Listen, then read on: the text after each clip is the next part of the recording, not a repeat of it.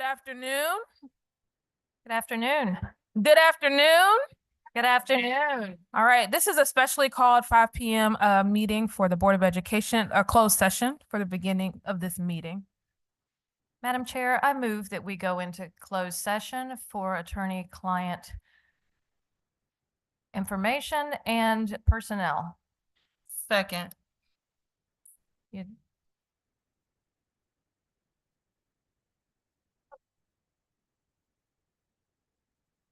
All right, so we got a motion on the floor. Can I get a second? Second. It's been moved by Ms. Byer, seconded by Ms. Rogers. We do have a quorum of the board, so we can go ahead and start our meeting. All those in favor, please say aye. Aye. Any opposed, please use the same sign. It passes unanimously. We'll now move into closed session.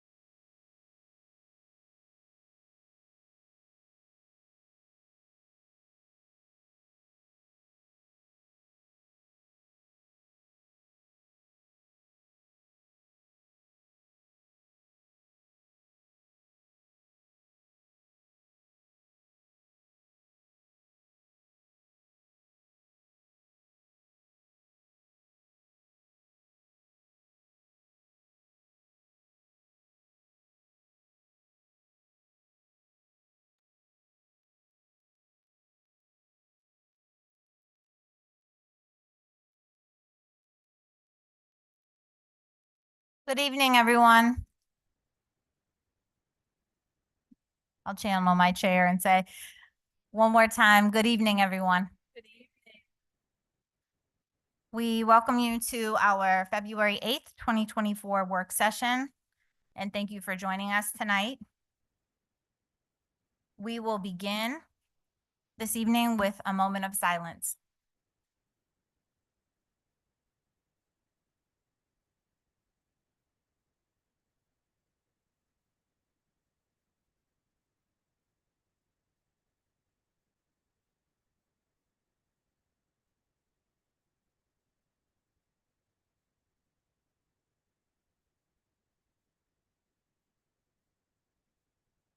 Thank you.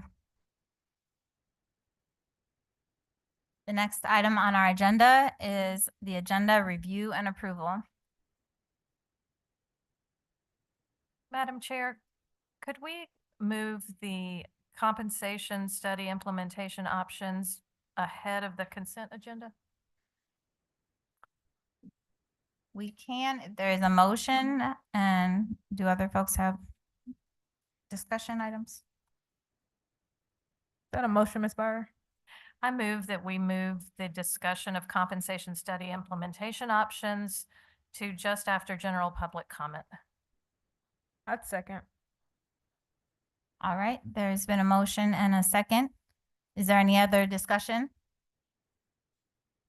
All in favor of the amended agenda, say aye. Aye. Aye. It passes unanimously. Next on our agenda is our Board of Education minutes from January 11th, 2024. Move approval of the minutes from January 11th. Second. There's been a motion to approve and a second. Is there any other discussion? All in favor, say aye. Aye. All right, passes unanimously. Oh, any opposed? Passes unanimously. All right, we now move to our general public comment. And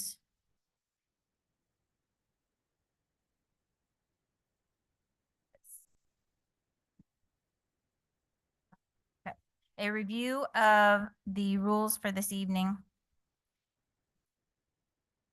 And I apologize. I did not announce that our interpreters for tonight are Marty Ramirez and Vanessa Peña Ramirez. So thank you. Thank you to them for interpreting for us this evening. So our public comment rules, a quick review. Please first state your name. If speaking for an organization, please state your name and the name of the organization. Secondly, speakers are asked to present their comments in the time we are allotting, which tonight will be 1 minute. When the yellow light comes on, you will have 30 seconds left to start winding up your remarks. When the red light comes on, it will beep, which indicates that your time is up. Complaints about named staff, students, or parents should not be voiced in open session. However, we are very interested in hearing your concerns with regard to public education, safety of students, or the operation of the school system. Finally, the board members will listen carefully and consider the comments, but we do not engage in a discussion with speakers. And I will call 3 people at a time. So the people who are up next can get ready. The first person is Denise Prine. Prince. Katora Mason is second, and then Tammy Phillips.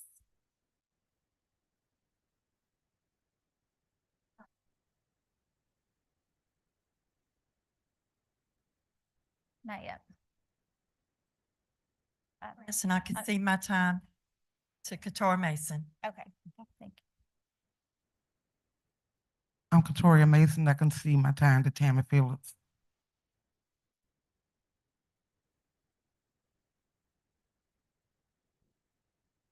Good evening, members of the board. My name is Tammy Phillips. I am the area manager for transportation at Northern Division.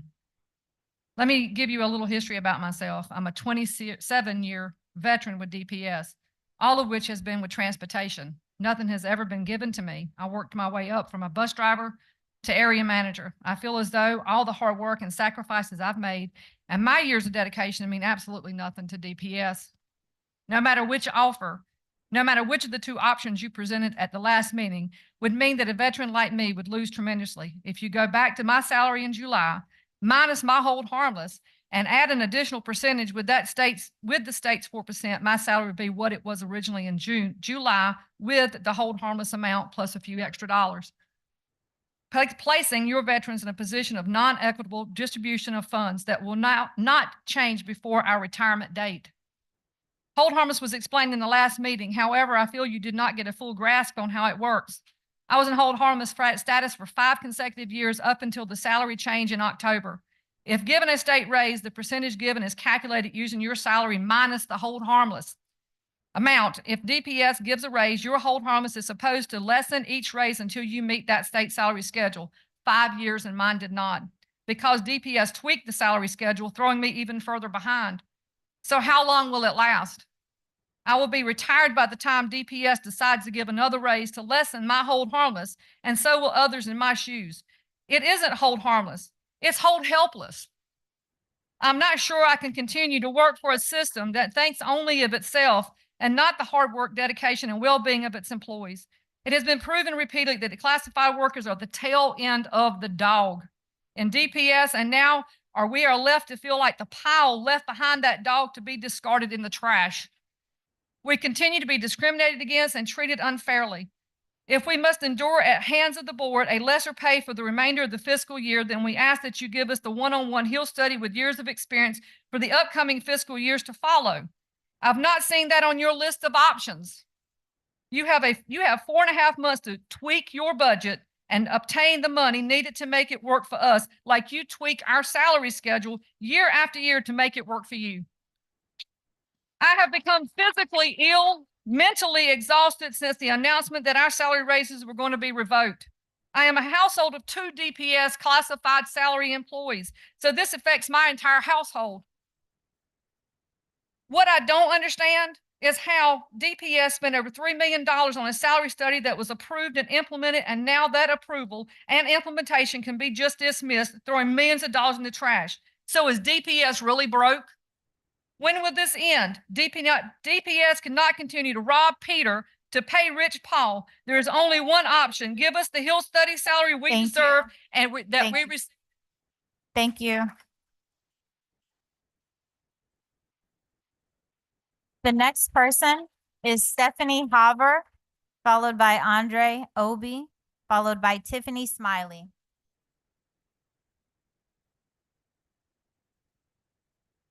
Hi, my name is Stephanie Haver, and I am the mom to 3 DPS students, all of whom have IEPs. I am so grateful to highly trained professionals at every level who work with our family.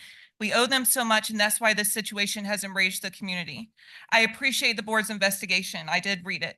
But we need to figure out first how to fix it, and secondly, how to ensure this never happens again.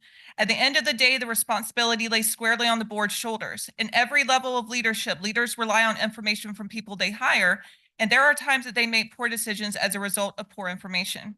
The board is not here to rubber stamp a budget, and before implementing anything, they should use every math teacher's motto, show me your work. Put policies in place to ensure there are safety nets to prevent future communication breakdowns. Don't hire people who lack communication skills, wreak havoc, and require your silence when they leave with $297,000 in their pocket. In the meantime, go through that budget. Please go through that budget line by line and find the money to pay what the community agreed to. Thank you. Thank you.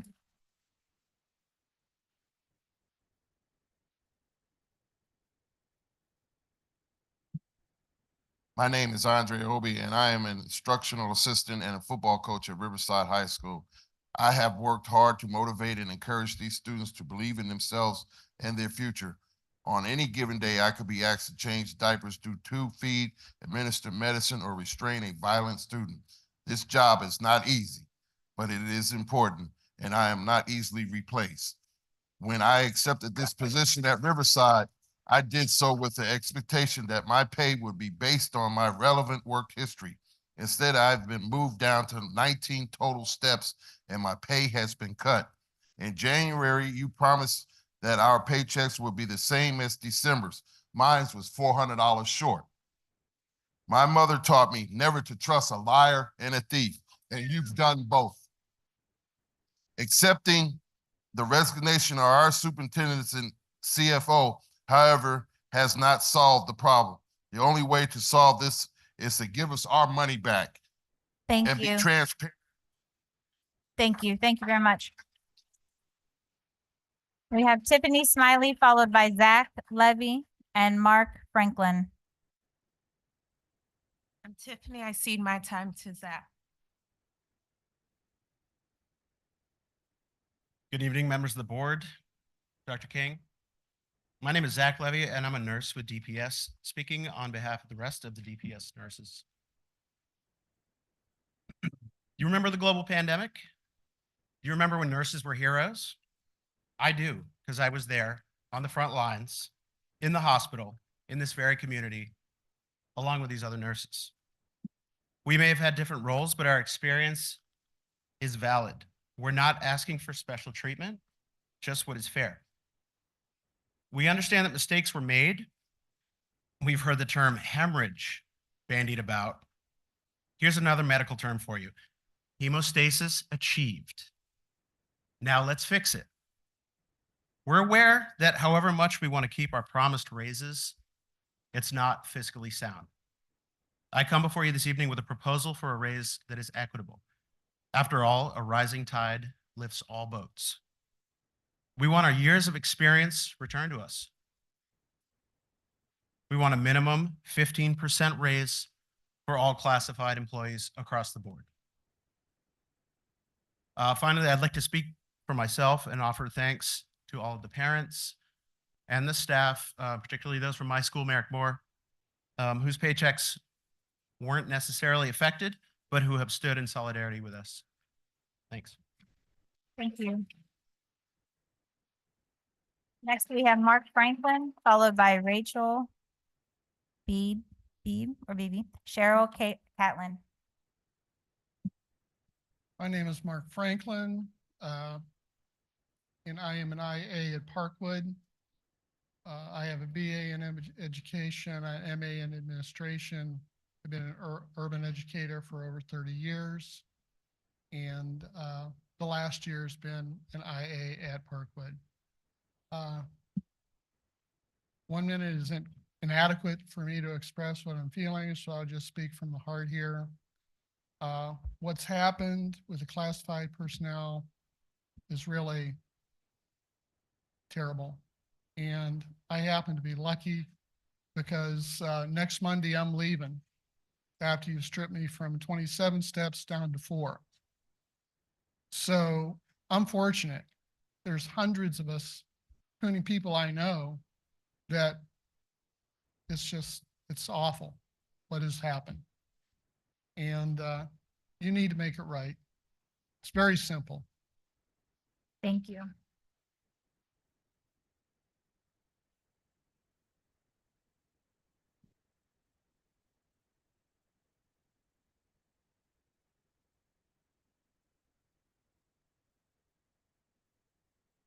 My name is Rachel Beebe, and I cede my time to Shelley Vitas.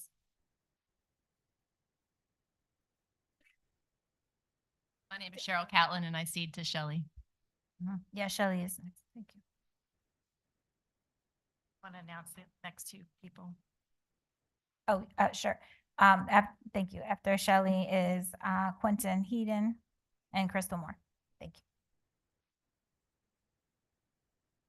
Hello, my name is Shelley Vitas, and I'm an occupational therapist with 27 years experience and have proudly served the last 15 at Durham Public Schools alongside my esteemed occupational therapy colleagues.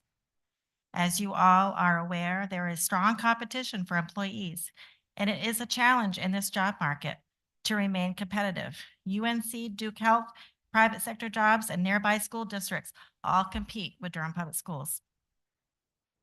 The DPS OT department has long-standing partnerships with UNC, Duke Medical, ECU, Winston-Salem State, and Durham Tech, and have proudly hosted fieldwork students from their OT programs.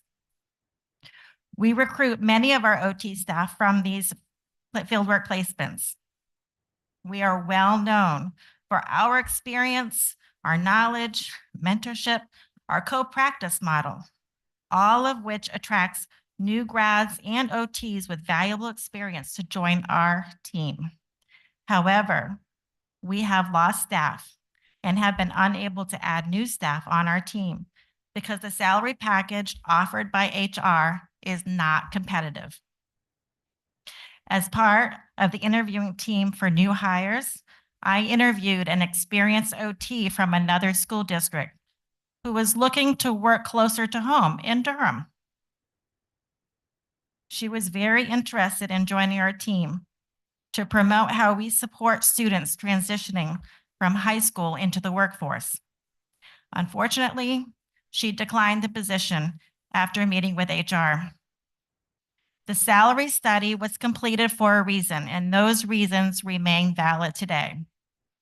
Durham Public Schools needs to offer a fair, equitable, and competitive wage in order to recruit and retain qualified occupational therapists. I'll leave you with this. Our knowledge and training matters.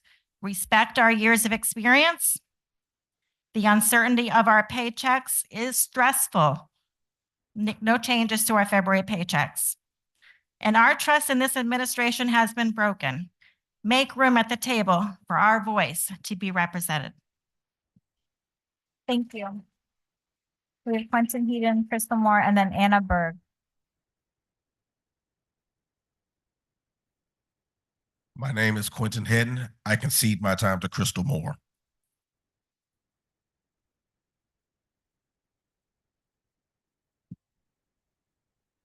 Good evening. My name is Crystal Moore, and I am an EC teacher at Riverside High School.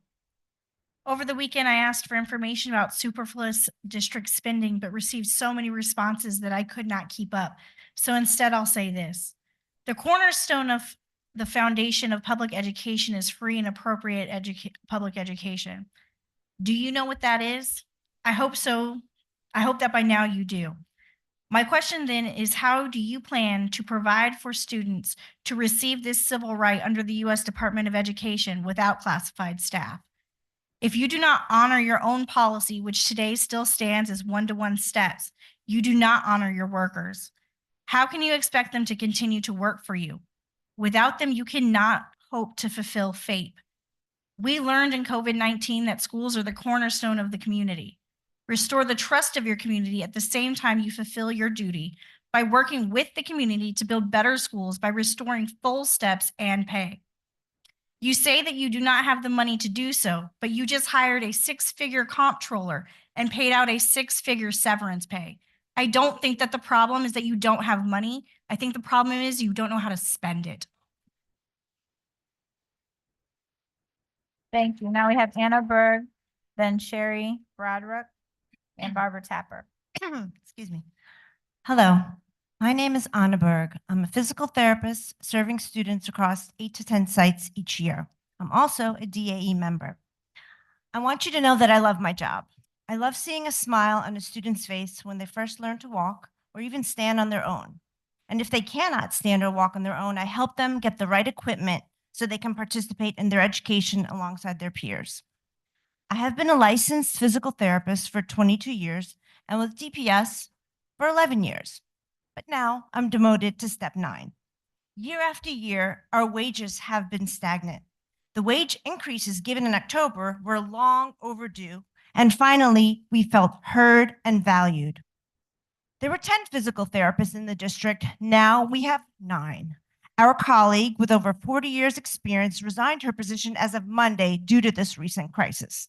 If we are not respected and paid at a market rate, more of my colleagues will be leaving, and it will be difficult to fill those vacancies. Thank you. After Barbara Tapper, we have Joy Teasley. My name is Sherry Broderick, and I cede my minute to Barbara Tapper. Hi, welcome, Dr. King. Y'all have seen my face numerous times up here and heard my story going from 31 years or steps to 11 in spite of working for Durham Public Schools for 25 years. In the same position, with the same students, with the same job responsibilities, and now I'm at an 11. Right now, you have a decision in front of you, and making that decision, you should know that many of us have applied for other jobs, changed our resume, and talked with families and the community about impending decisions. I am a member of the DAE, and the DAE is not only for teachers and certified staff. Parents can join at a reduced rate. Custodians, cafeteria workers have joined, all classified staff, not just an educator as a teacher. As part of your agreement to meet and confer with the DAE, we need a date for that to happen, and we must keep our raise for February, and our steps must be restored and fair pay restored and to honor longevity and experience. I maintain and my colleagues maintain state licensure with continuing education credits that are required to do my job at Durham Public Schools. You pay for neither of these. You don't pay for my malpractice insurance every year or my license renewal, yet I'm required to have these credentials to work for you, to serve the children of Durham Public Schools. You don't recognize them financially. Your ability to lead is being tested, and the outcome that you decide will determine whether our children get a free and appropriate public education. Your report analyzing the classified study last night mentions that human resources and finance departments didn't communicate correctly. Human resources should answer to this problem, as well as the superintendent that you paid to leave. Their pay or steps weren't affected. Last night was a start. However, there are people responsible for these problems that are not being held accountable. Thank you. Next, we have Joy Teasley, followed by Angelique Parkstone, followed by Christy Clem. My name is Joy Teasley. I'm an IA and DN classroom at Southwest Elementary School. I'm also a member of the Durham Association of Educators. I'm here because the following demands of the DAE must be met. We need an explanation of the January checks and full payment of the February checks as they were promised in October. I came to DPS 3 years ago with 13 years of lead teaching experience outside of DPS. I deserve credit for this experience. We all do. On January 25th, I met with a member of the HR department. She stated that she could not tell me if my salary stated on the January 14th email from DPS was correct. I still don't know if my check was correct or not. I have not received any communication. We need an explanation for the checks. On January, we need February's to be correct.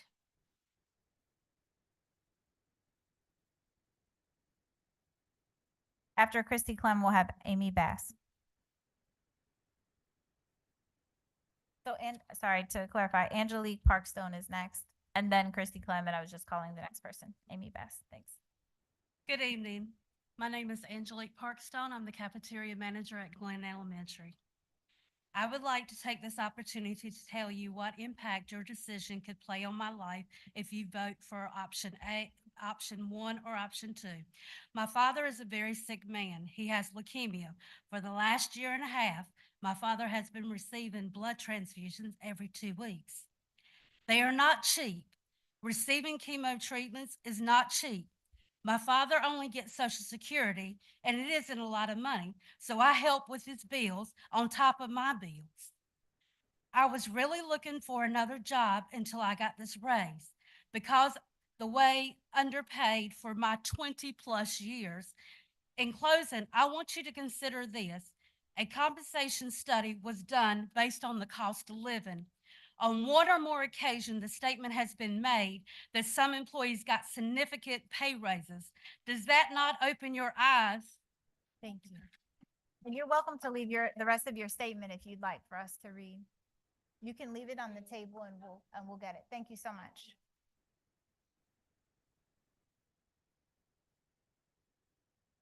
Hello, I'm Christy Clem. I'm a physical therapist in my 8th year with DPS and a current DAE member.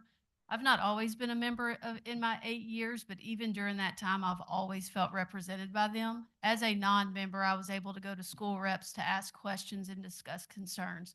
The president of DAE at that time met with me several times one-on-one and took my concerns about PT's low pay to the head of finance and the head of HR, and then followed up with me.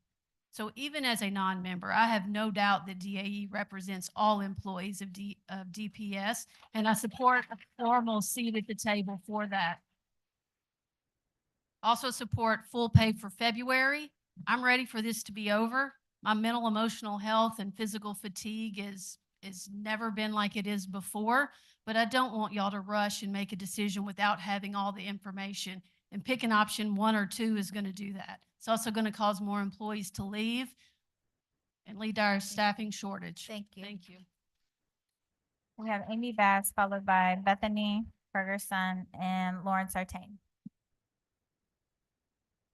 Hi, my name is Amy Bass. I've worked for DPS for 25.3 years. I am one of the few not affected by this egregious debacle. I stand here united with my brothers and sisters in my DPS family. I have a feeling that once you vote, I will be affected, and I'm scared. This will affect my retirement, which is not far off for me, and it hurts. As parents, we do right by our family. Sometimes what feels best is not what is right. This is your family. How about if you can't find the funds to manage our current salaries, one option, you haven't mentioned it, is the 2-to-1 for private sector and fix the budget and accommodate the salaries in July. The option 2 with 11% is going to affect everybody, some of them even harder than what they are now, including myself. All I ask is you do right by your family. Norman Schwarzkopf said, true courage is being afraid, but going ahead and doing your job anyhow. Your job is to take care of your family. Do right. Thank you.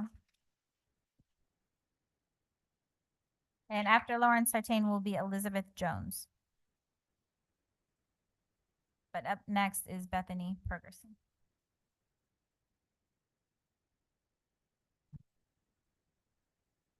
Hi, I'm Bethany Pergerson. I'm a speech therapist on the preschool assessment team. I'm a proud DAE member. I stand with all DPS classified staff in solidarity. But I would like to speak specifically for the staff of the Multilingual Resource Center and Celia Mora. I just want to say that their working conditions are unacceptable. They have no running water or bathrooms. When they were smelling fumes, they requested over and over again for a carbon monoxide monitor, and they could not find a battery for months. When a pregnant staff member finally brought in a CO2 monitor, it immediately registered unsafe levels, and they had to evacuate the building. When a staff member became so sick that she had to go to the ER, the DPS said that they could not pay for her medical bills because it was not a workplace injury. This is unacceptable. DPS must do better by its workers, the only thing that keeps this system running. We are literally sick and definitely tired of this pitiful. Thank you so much. After Elizabeth Jones will be Mercedes Irvin. My name is Lauren Sartain. I'm a DPS parent of 2 kids who I just learned won't be in school for the 2nd time this week, and I yield my time to Elizabeth. Hi, my name is Elizabeth Jones. I'm a DPS parent. I teach at Glen Elementary, and I'm a DAE member. Over a year ago, I was here to speak in support of raises for our classified workers. I was at the county commissioners meeting soon after that, asking for raises for DPS classified workers. I'm here for a 3rd time, now pleading that you give our classified workers the raises that you promised in October. Please pay people what they were promised. I understand you're hesitant to use the rainy day fund, but right now it's pouring. Spend your savings so that your employees don't have to pay for others' mistakes. It is clear that the board is taking this matter very seriously. Thank you for actions you've already taken. Thank you for agreeing to meet with DAE. Now pay your employees what you promised. Thank you. We have Mercedes Irvin, and then Heidi Jo Hetland and Dr. Jennifer Gurich. Good evening. My name is Mercedes Irvin.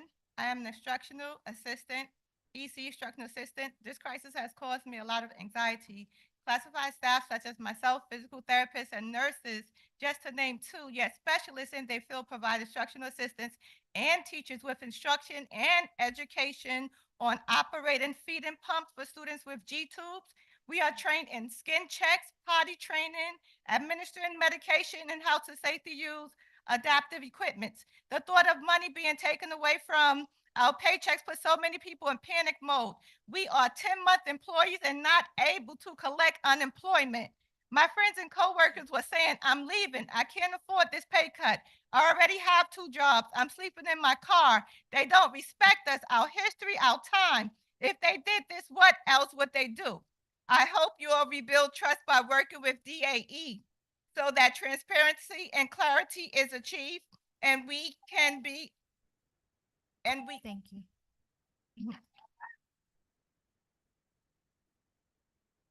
Thank you. Thank you. Thank you. You can leave your comments too if you would like. Thank you. All right. Heidi Jo Hetland, Dr. Jennifer Gearrich, and Julia Jackson is next. Good evening. I'm Heidi Jo Hetland, a physical therapist in Durham Schools and a proud DAE member.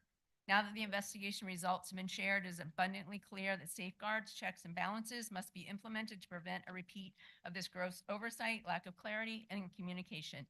Our steps should remain unchanged. Your exhausted classified staff should not have to spend a single second jumping through hoops to prove our valuable, relevant experience that were verified when we were hired. Our salary options should not rely on the elimination of either the costly Hill study or our valuable steps. Other options must be found. Classified employees have made plans and life-altering decisions with salaries promised in October, and we demand that they remain same for February.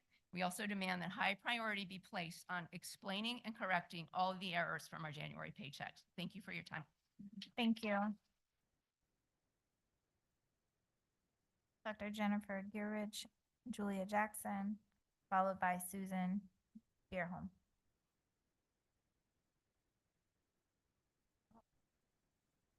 Dr. Jennifer Gearrich?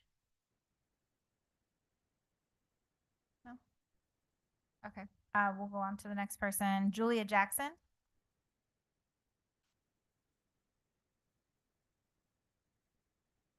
Good evening. My name is Julia Jackson. I work at R.N. Harris Elementary School as a kindergarten instructional assistant, and I am a proud DAE member. I'm also a widow and single parent of 14 years. I was hired at DPS back in the mid-90s because of my experience at the Durham County Youth Home. I had worked at Whitaker School, which is a part of John Umstead Hospital in Butner, and I had worked at Elon Homes for Children. So now my steps are being reduced, and I don't understand that. Excuse me. It's like that doesn't even exist. Like I never worked at those places. I've worked, when I came to Durham Public Schools, I worked as an EC. Thank you. If you have comments you want to leave with us, you may, or email the board if you have other comments you'd like to share. Thank you so much. Next is Susan Beerholm, followed by Chandria Myers, followed by Ivy Staten. My name is Susan. I yield my time to Chandria. My name is Chandra Myers. I'm going to give my time to Ms. Ivy.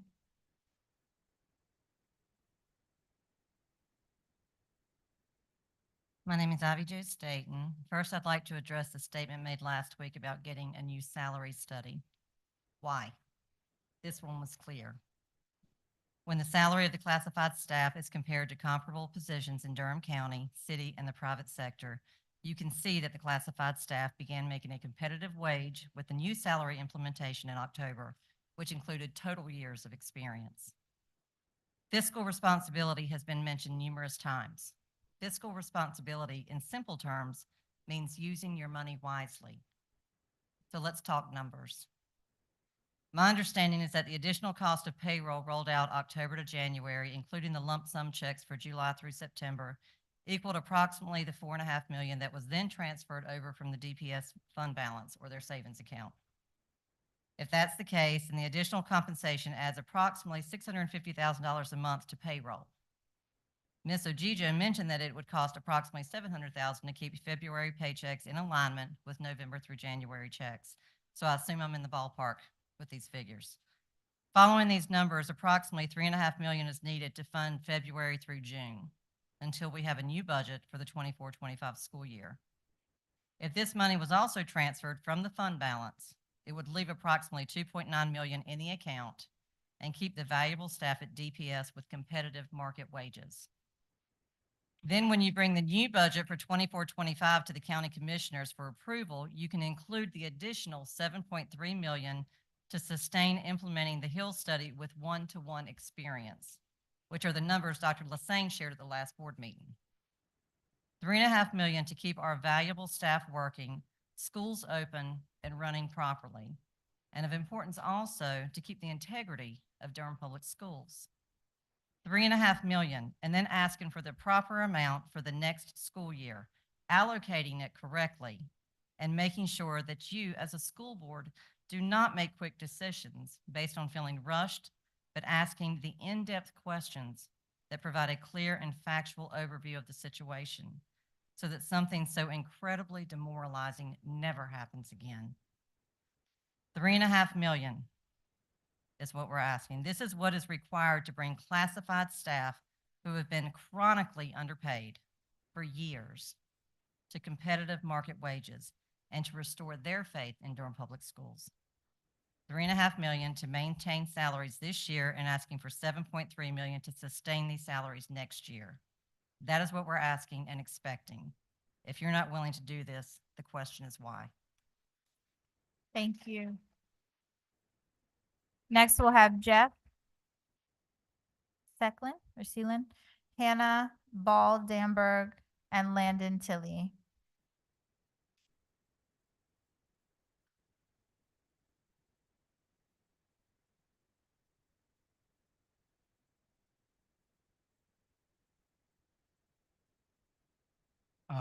Jeff Seelin. I cede my time to Hannibal Damberg.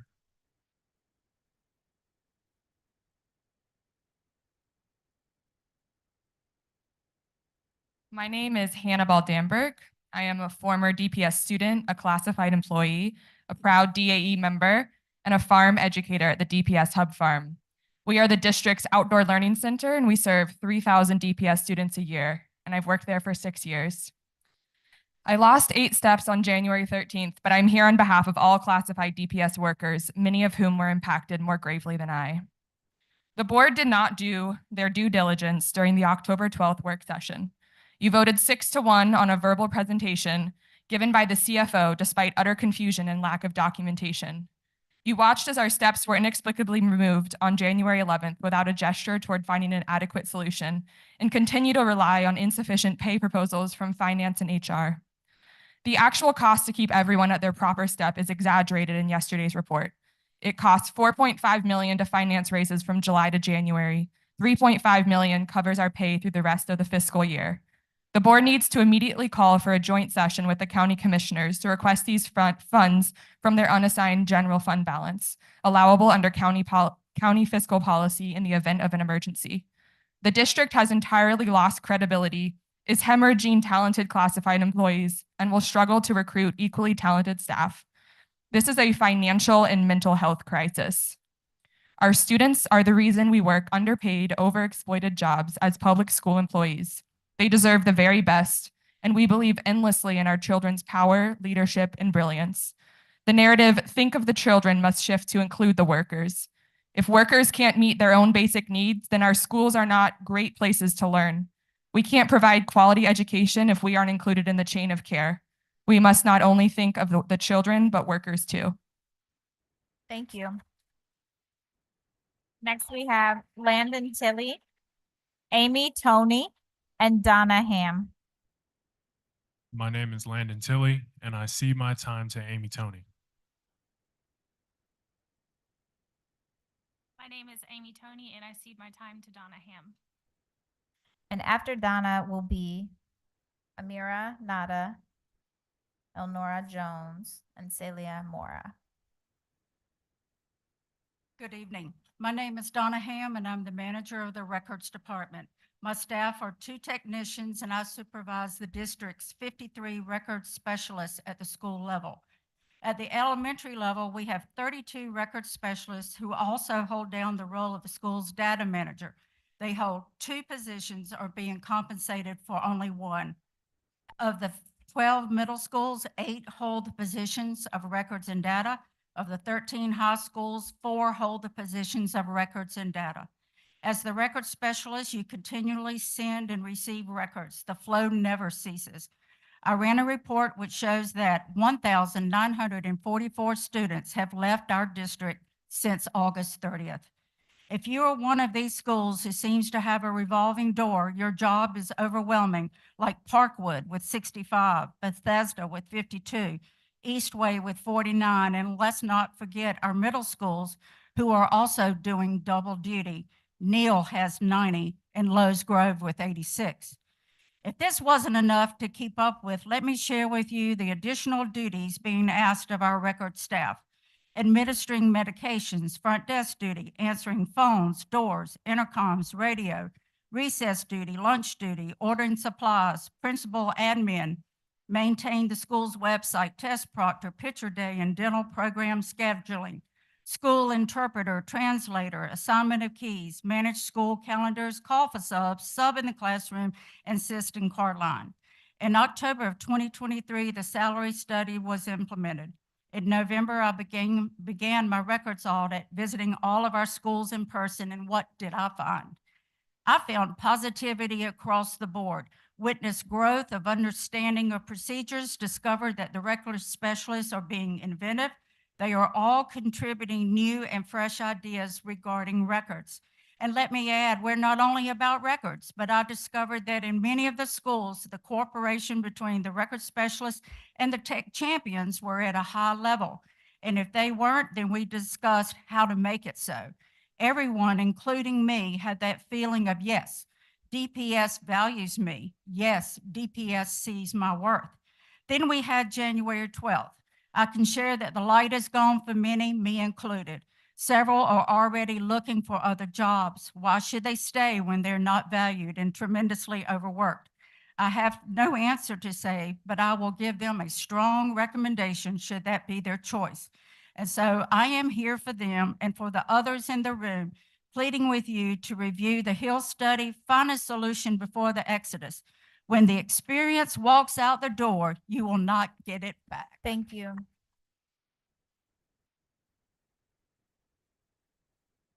Now, Amira Nada, Elnora Jones, Celia Mora, and then Katie McConnell. Yes, my name is Eleanor Jones. I work at Merrickmore Elementary School, and I'm a custodian, and I love my job.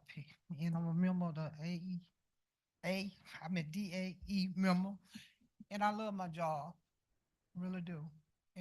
But I love my money too. So all I want y'all to do is just fix what y'all done messed up. And I appreciate it. Thank you. Thank you.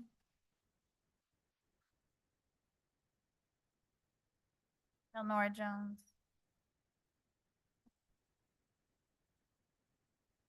Celia Mora. Celia Mora, no. Katie McConnell, you're next, and then followed by Katie Canty, Samira Wellmeyer, and Kristen Southworth.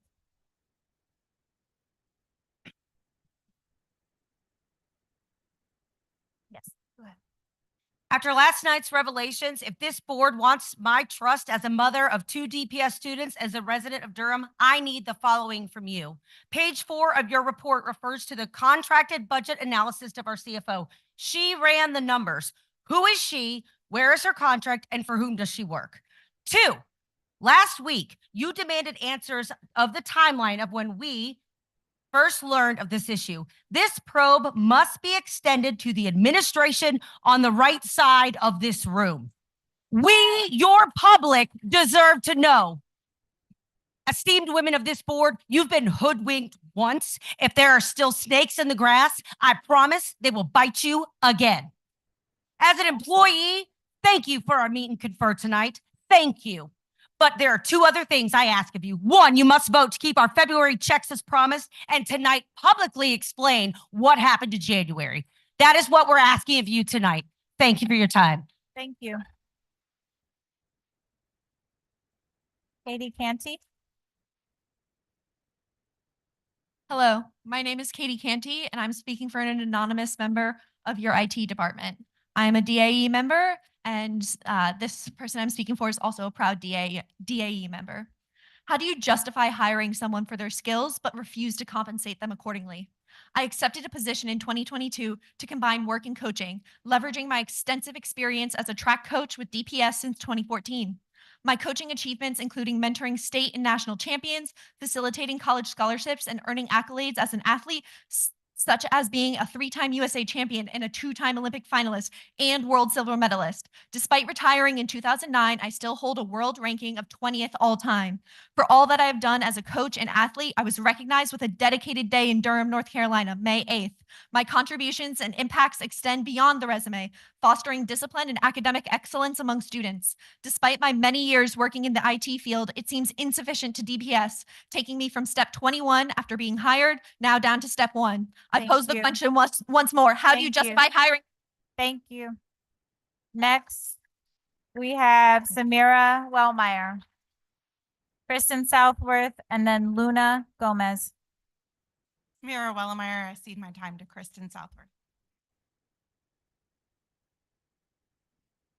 Good evening. Tonight, as you continue the discussion on resolving the pay issues for our classified staff, I hope you will consider the many consequences that will, sorry, DPS is calling me to cancel school again.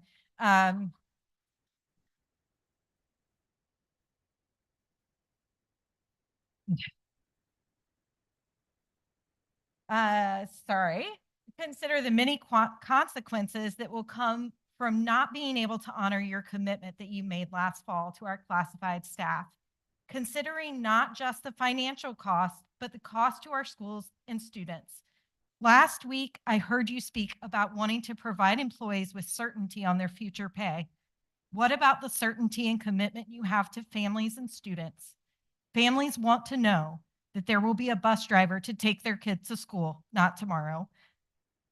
The kids will be met by a classroom teacher who has experience, that someone will be there to provide individualized instruction for a struggling reader, that a school will have a nurse on site to bandage a scraped knee, that there is an art teacher who provides space where a kid can learn about self-expression, that a school secretary provides a safe space for a kid who just needs a little reset, that there is an instructional assistant to fill in so a teacher can attend an IEP meeting.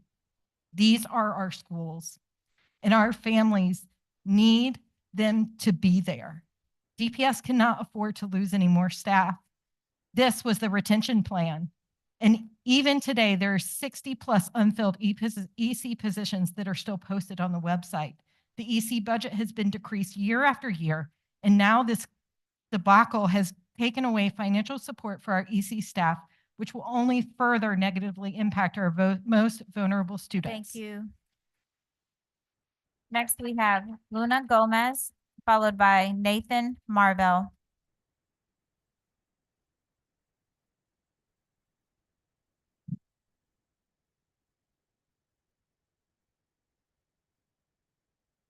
My name is Luna Gomez. I'm a DPS student and I go to Hull Elementary School.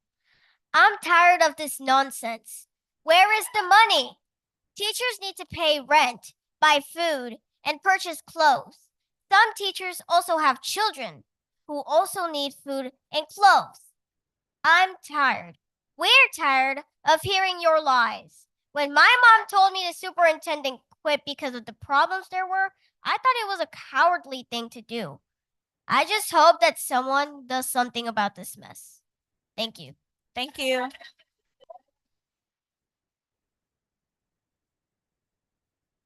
Now we have Nathan Marvell.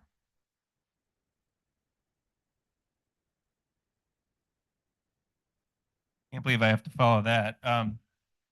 My name's Nathan Marvell. I've been a DPS parent for 9 years. In the last 3 years, I've become a substitute teacher in order to become more involved in my children's elementary school.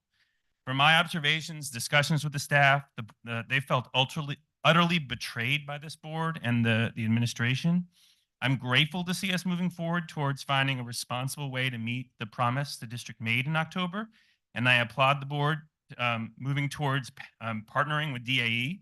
I'm very concerned that even as you started that partnership, as you put in place better financial controls and personnel, that you can identify, I'm concerned that you're going to be able to identify a realistic and responsible option beyond what the Hill report offered.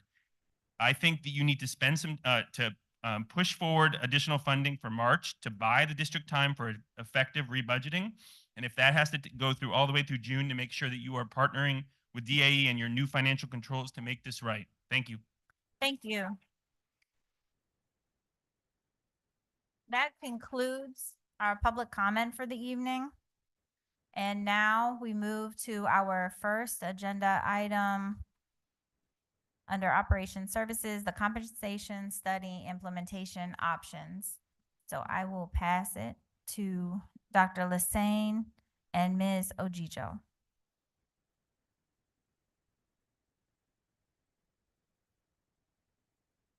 Good evening. Tonight, we share with you a quick review of the compensation study options presented last week, along with a few additional options for your review and consideration. And so I would like to advance to the slide about the fund balance. We shared last week the recent actions of the Board of Education that involve the use of fund balance, and the fact that though the general statutes say that there is no requirement to maintain a minimum fund balance, it is recommended that DPS maintain a fund balance of 12.7 million. So the next slide is just as a recap of what that looks like with the recent decisions of the board. So you can see there that in order to cover the salaries from July 2023 to January 2024, our fund balance was reduced from almost 11 million to $6.4 million. And so with that, we would like to quickly review some of the compensation options based on the budget. Last week, we discussed option 1, which involved the Hill compensation study with the adopted state experience. This is the currently adopted option. Option 2 would eliminate the Hill compensation study and revert to 2022-23 with a 11% increase. Option 3 offers the same with a 15% increase.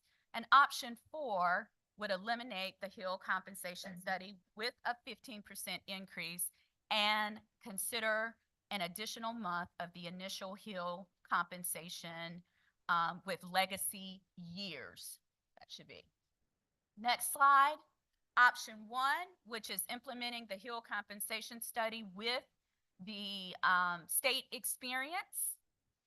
This monthly compensation is based on the green column for the January letter that employees impacted employee, well, also those that did not have a change received that letter also.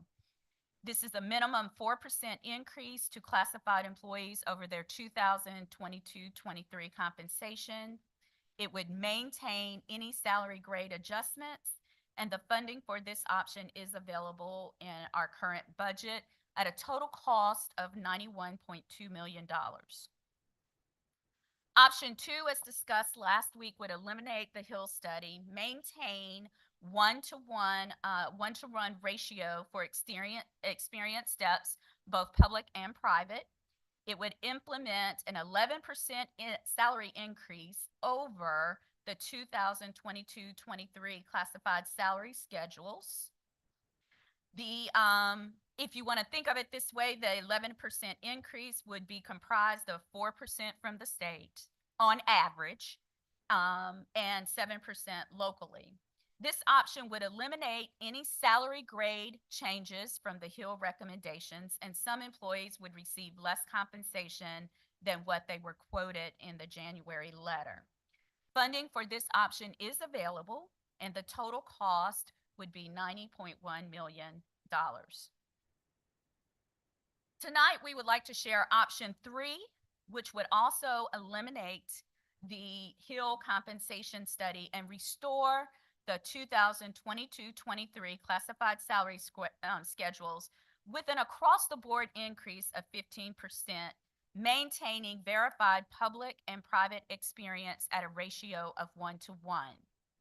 This option would eliminate salary grade changes also from the Hill study, and some employees could receive less, but it would be way less than with the 11%. Funding for this option is at a cost of $93.4 million. Option 4, and I think we may need to make a correction to this side. I'm gonna go to our CFO. Would involve 1 additional month at the Hill compensation study recommendation with legacy, public and private years of experience. It would eliminate the Hill compensation study and maintain a ratio of 1:1. It would include the 15% salary increase, along with all the things that we just discussed, all the impact of that, including salary grades. I do not, this would have an impact from our current budget, correct?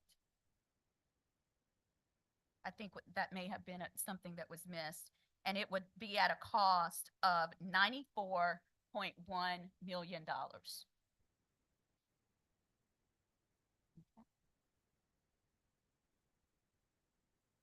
Is that?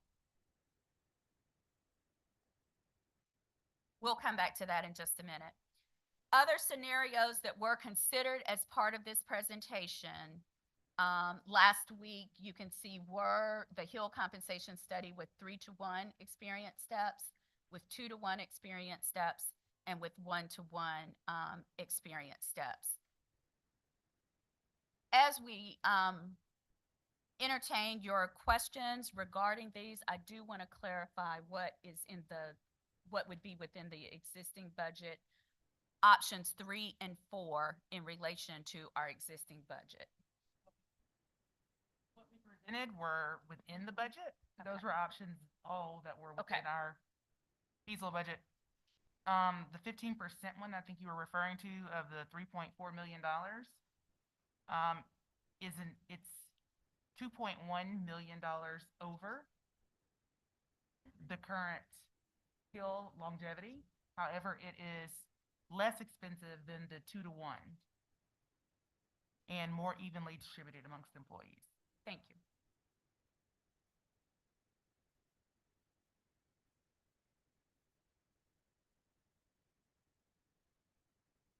Okay, thank you.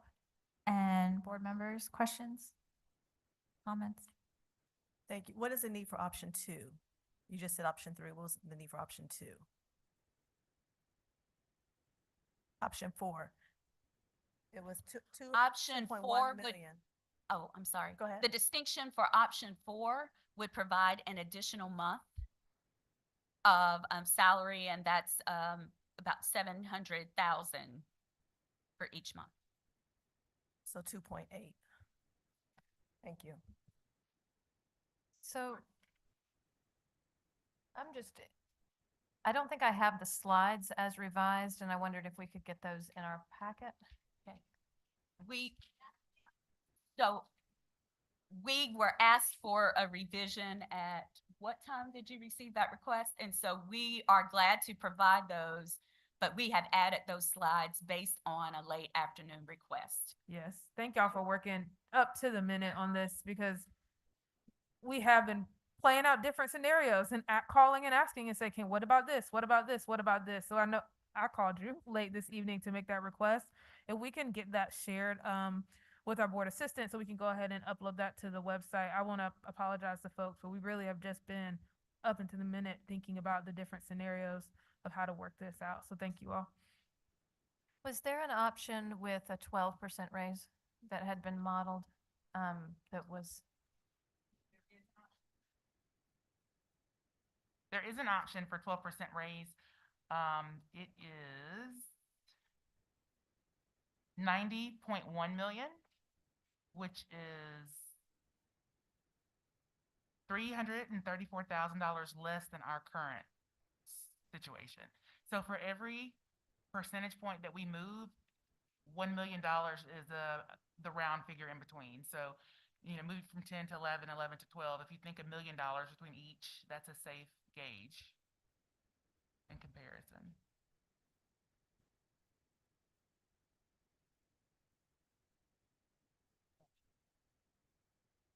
I thank you for all your work on this. I hear the pain from our employees. I think we're talking, in my mind, about a solution for February. And I think, to me, it's important that we maintain October rates for February.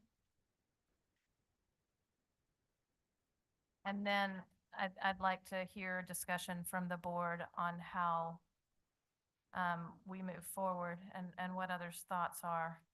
I think it's significant to acknowledge that and Ms. Ojijo, please correct me if I'm wrong ever on any of these numbers. That the payment if we continue that on an annual basis, 99 million, is that the correct amount? 99. Okay.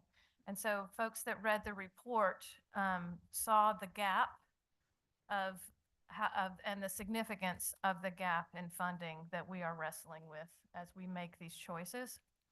I think it's helpful to hear different scenarios and why it's challenging to maintain that through this year and also challenging for future years. And these are all things that I think all of us are struggling with as we lead forward with our values centered on what originated this work, which was lifting employees. Is there a reason that people are reporting that they would lose money or not actually get an 11% raise in that scenario? Can you help me understand what folks are experiencing because I've been assuming that we would hold them at whatever pay they were at in the prior year, flat 11%. Teachers got 4%-ish, right? I mean, so can you help talk through that a little bit? At 11%, we calculated 1,165 employees will either receive more or no change, and only 710 would be less. But out of those that received less, it's a smaller impact of $113 a month rather than the larger sums that we're seeing that hit in some of the other plans. And is that in From the comparison October, to the? that's in comparison to the October pay. Can you repeat that whole thing one more time, Yes. Sarah? Thank you. In comparison to the October pay that we are not able to maintain, we have 1,165 employees that will be getting more and 710 that will be less. But in looking at that 710 that are getting less, we're seeing that the impact is not as severe as it is when we were comparing, say, the 2-to-1. So one of the things that concerned us about how the Hill study actually was implemented across all of our classified staff was that we saw some folks receive raises that were in the 4% range and some of them received 45. That on its face did not seem fair by any modeling that we could wrestle with, and did not seem to meet the intent of the study. So that's part of what I'm wrestling with as we study these scenarios, is how we can maximize lifting everyone up in a way that brings that equity forward. Thank you. Ms. Ojijo, can you repeat which option that was that had the numbers that you just gave That us? was the 11% option. Okay, thank you. Yeah, but Chair Umstead. I would like to put a motion on the floor to keep February's pay the same rate as before. We heard that from our educators. We know that as we continue to wrestle with this decision, we're getting closer to payday and want to make sure that folks have a sense of what they'll be getting for February. So I just want to move that we keep February pay the same from October Second. through now And- February. Through now February. The motion has been moved and properly seconded. Is there any other discussion about this item? All right, all those in favor say aye. Aye. Any opposed? Use the same sign. It passes unanimously.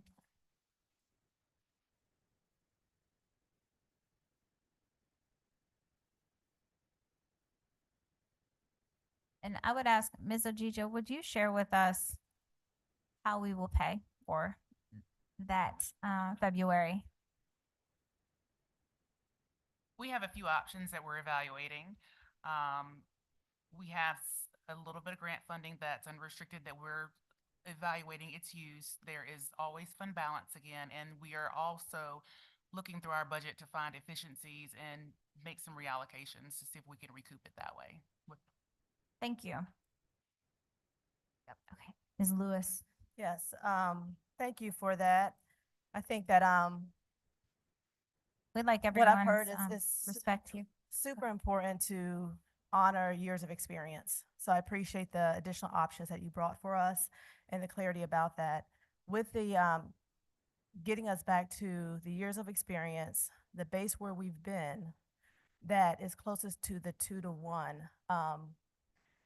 We have to just find the money. And what you're saying right now to find the money is looking at some of the funds that we have. Would we look at expiring positions and vacancies to find money? We will rely heavily on expiring positions, and the staff overages that we have related to our ADM declines will have to be used in order to cover some of these shortages. And with the Mackenzie Scott, ESSER, and fund balance, are those options as well? They are options, but I think there's a little bit more thought process that goes into them to see what the opportunity cost is for utilizing those options.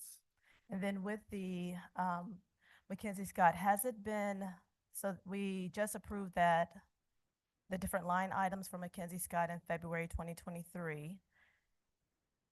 Are we on timeline for those expenditures? I can't speak directly to that. We could get back to you from some of the program people to let you know. I know Dr. Pittman's great. I don't know if she's ready for me to volley the question to her, but she's much more knowledgeable about the team, the academics team, and some of the headway they're making and the progress they're making.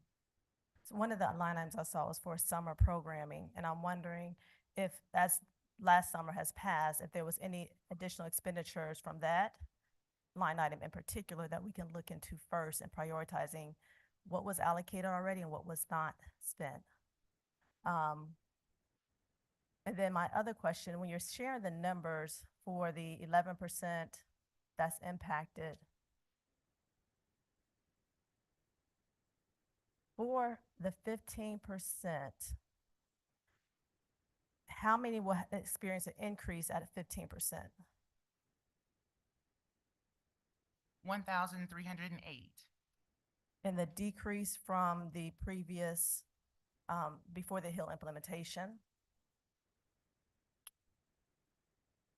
How many would be a decrease? I'll just make sure the comparison was the same. From the October, November, December months. Yes, 567. 567. So it'll be more than where we are at the 710 for that decrease. And we've just passed it to keep the February payments the same. Option number 4 keeps the February payments the same plus the 15% increase. Is that accurate? Is that option 4? Can we That get is option 4. can we get the slides back up, Yeah. please? Thank you. I'd like to move that we accept option 4 to help us move forward and knowing what to expect and honoring people's years of service. If we could go back one slide. Right. Thank you. May I clarify something? Ms. Ojijo, in an email message earlier this week, we were trying to understand the total cost of a plan that would include the 15% salary increase and how much that would cost over time. And you had indicated if the 4 million from fiscal year 24 county appropriation is recurring, then this option would require additional 6.5 million to cover the increased cost of salaries over the prior year. Can you help us understand that a little bit better so we can think? For that one, I believe you are referring to the 11%, correct? That was in response to questions about the 15% that had been About the proposed 15. by Dr. Mubenga. Gotcha. So we were comparing to where we are now, and it is $2.1 million. However, 4 million of that was already baked in. So we have to make sure that that 4 million is recurring, and then we need an additional 2 million of recurring to equal the $6 million that plan is over the prior year. So when we're looking at that plan over prior year, it's $6 million over the prior year. Okay, thank you. There's been a motion. I just want to see if there's, before we get to more discussion, if there's a second. So I move that we adopt option 4 that gets us back to our full years of service. It's 2.8 that we can find. Well, that wasn't part of the motion. I was explaining why I made the motion. The motion is to adopt option number 4 at the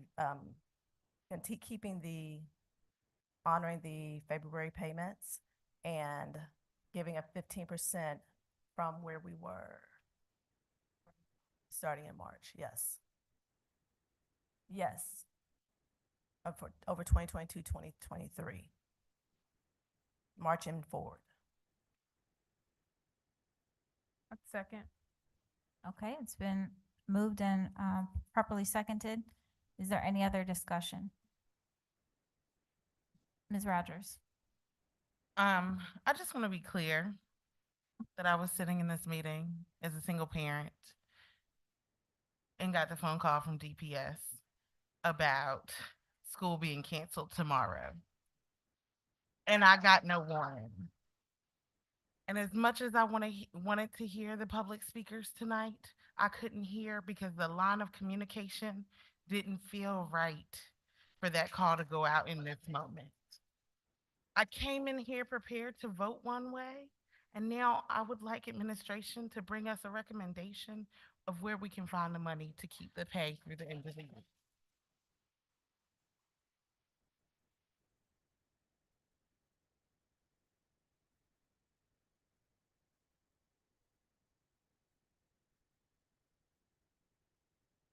Okay. Other comments?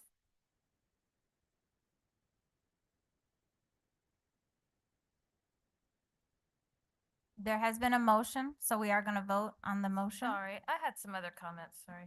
Ms. Byer?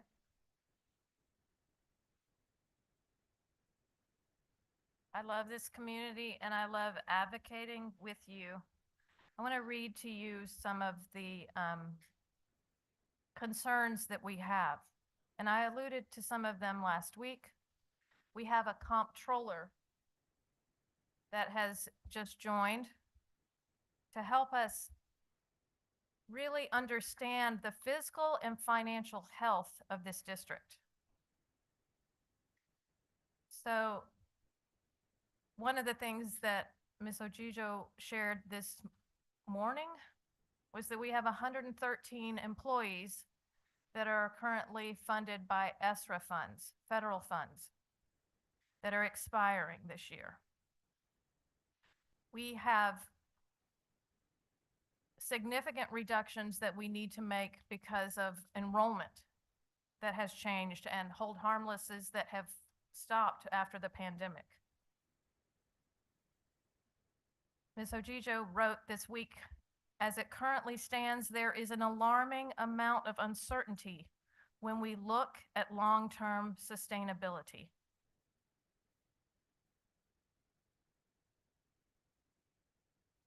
I am concerned that whatever we do is rushed. Okay, we've already voted on February pay, okay? We've already voted, and yet school is canceled, okay?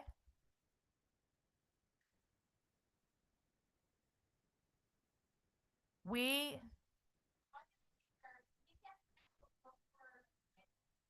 Thank you. We do Thank need you. to have, order and Thank respect you. the speakers, please.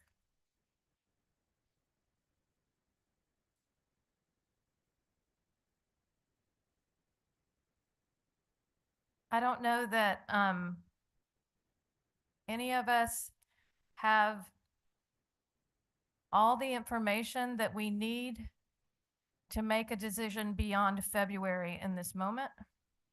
I think we are grasping at solutions that don't satisfy everyone. I am concerned about the employees that are affected, that got high raises that are looking to be reduced, and I understand the concern. And I am also very concerned about those that received very modest increases. And I know that is a shared Durham value that we have. And so I'm struggling with us making a decision beyond February until we get further information on our physical health so that we can truly evaluate how to maximize what we can do both through the end of this year and not have to make major changes next year as well. Some of the things that are on our agenda that we started talking about for our budget next year include restoring master's pay for teachers, including raising teacher supplements to be the highest in the state, including taking care of our classified staff. And we need to have these conversations together.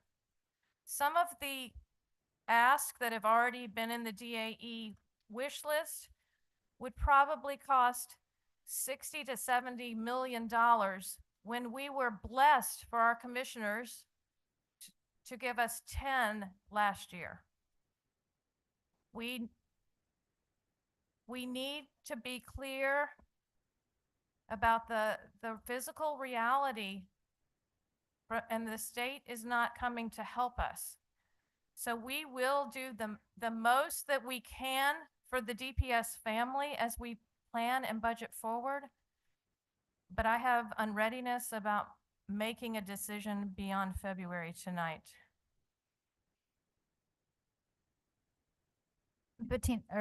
Chair Umstead. I do just want to make a comment about school closures. We know many of you received that notification this afternoon. And while we were in this meeting today, it will be a teacher workday. That decision was made that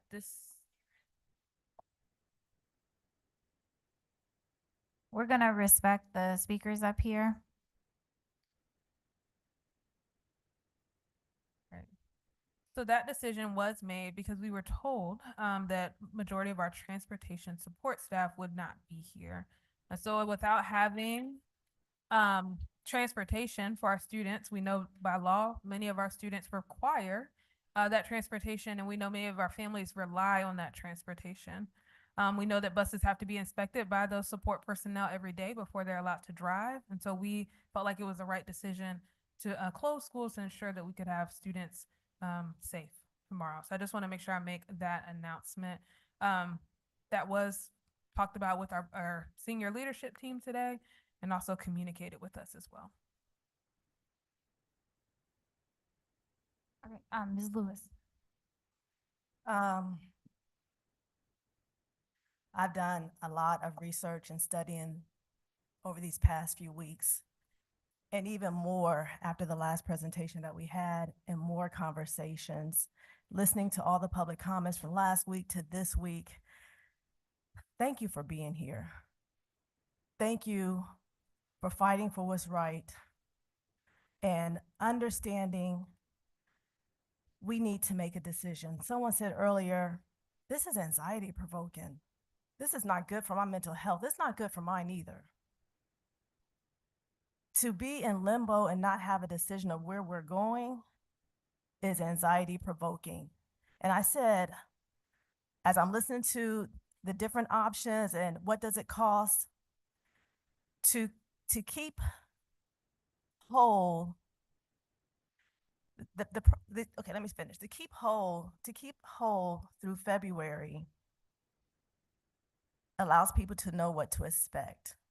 To have changed it to 15% still allows people to know the problem with both solutions for February, we're in February,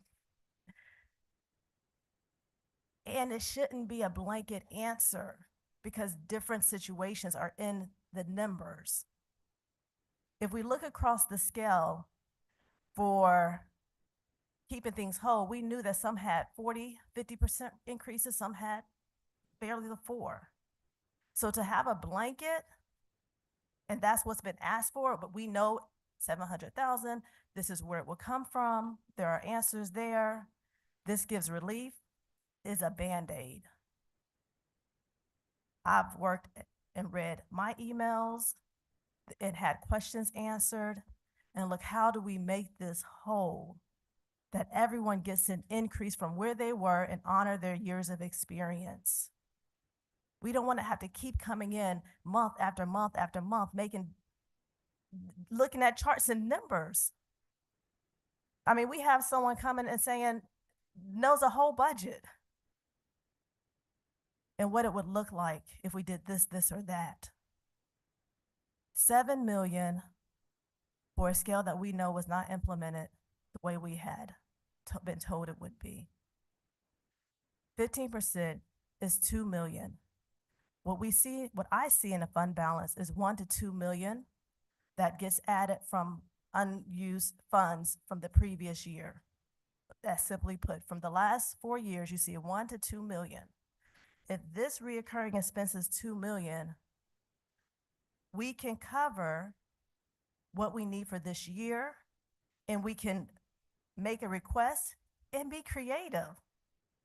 We can't commit the commissioners to fund any part of it, but if there's conversation and dialogue and collaboration, we can come up with a plan to say, well, if you do this portion over a 2-year span, then we can do this next portion. So it doesn't behoove us or lose anything. We know what our fund balance is. We know we have Mackenzie Scott funding. We know we're going to get another solution to graduate entries of getting to the money market value that we need. I've read a lot this week. I think I might have earned another degree, what I've learned in payroll and HR. But I feel confident that the money is there. We can find the money, and everyone will get an increase over where they were in 22, 23. This is the option that gets people closer to where they were. It's not perfect, but we have to make a decision and move forward.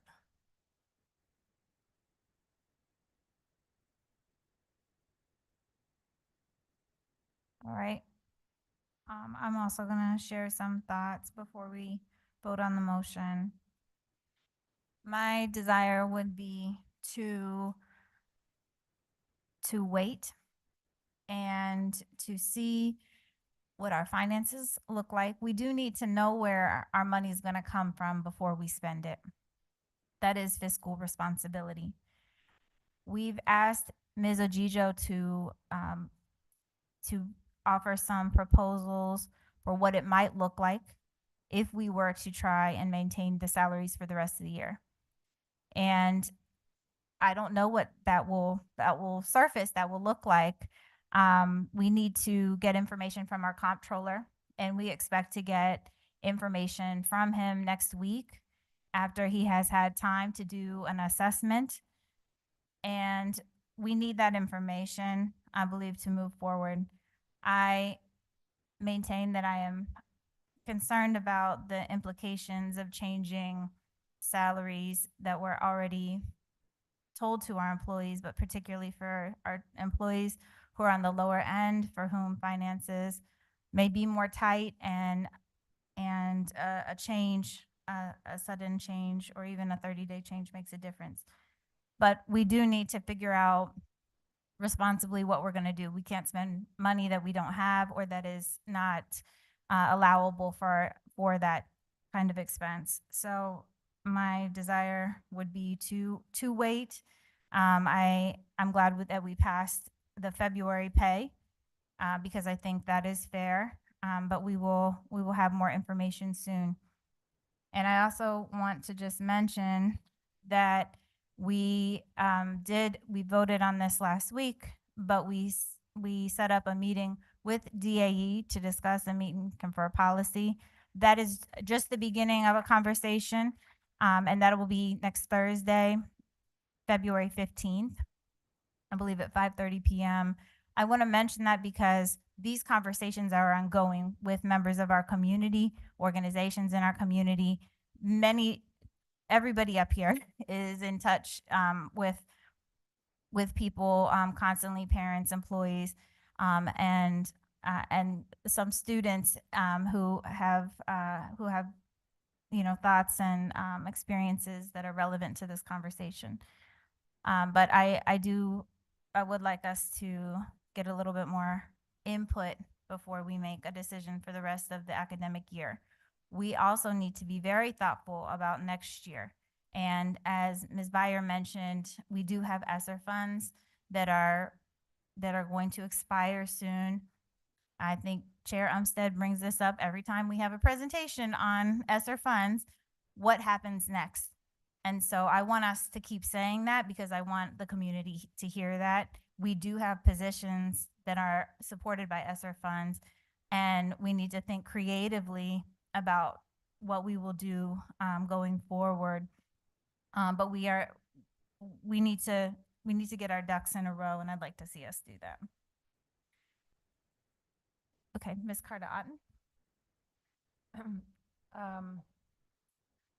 I'm on the same page as Board Member Chavez, and here's why.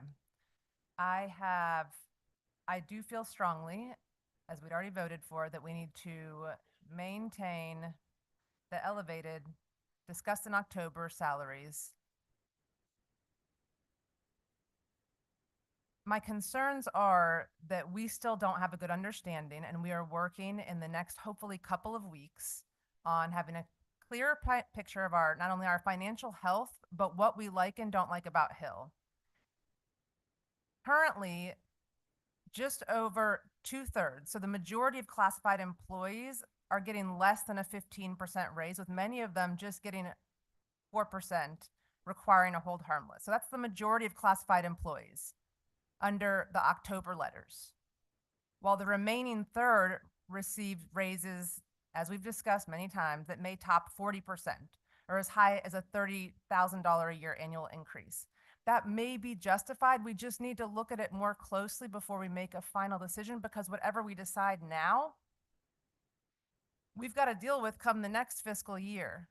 And we don't want to decrease anybody's salary in July. That would be a nightmare. I think we can all agree, right? So I want you to know, again, as my colleagues have said tonight, we are knee deep in these spreadsheets right now, and I know, as we should be. We're spending a lot of time thinking about this and trying to honor these shared values of honoring and respecting and giving you credit and compensation for your years of experience. We're looking at what all of the surrounding counties are doing, all the surrounding school districts, to see how they're doing this and how they're being creative about it. How we can restore steps and maintain steps for y'all. Making sure you get, when possible, annual salary increases, provide differential for ECIAs. Ideally, I'd love to be able to provide differential for our Spanish-speaking employees. You're doing an extra job with an extra skill, so you should be getting paid for that. I want transparency with our salary information clearly outlined, publicly available on the website for each position. This exists. This exists in other school districts. There's no reason that it can't exist here in DPS. And ideally, in addition to having clearly outlined procedures for classified salaries, we have a policy in place. I know people have been talking about policy a lot and how we've changed policy. There's actually not currently a policy in place about this. And so that's something that we could look at doing as we move forward, so that there aren't shifts that are unexpected, that it takes a board vote to be able to change what's going on. So all that said, I say we stick with what you all are expecting or hoping for, as we've already voted.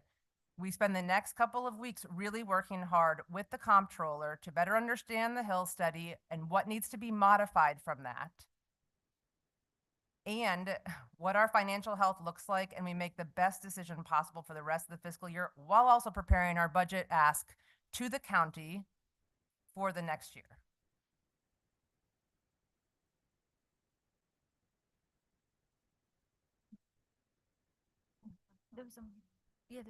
There's already a motion. Would you like to say anything?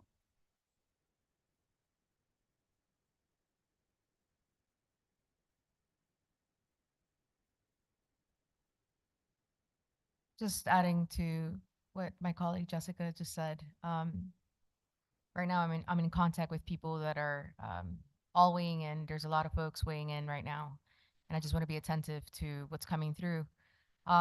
Questions that just came through,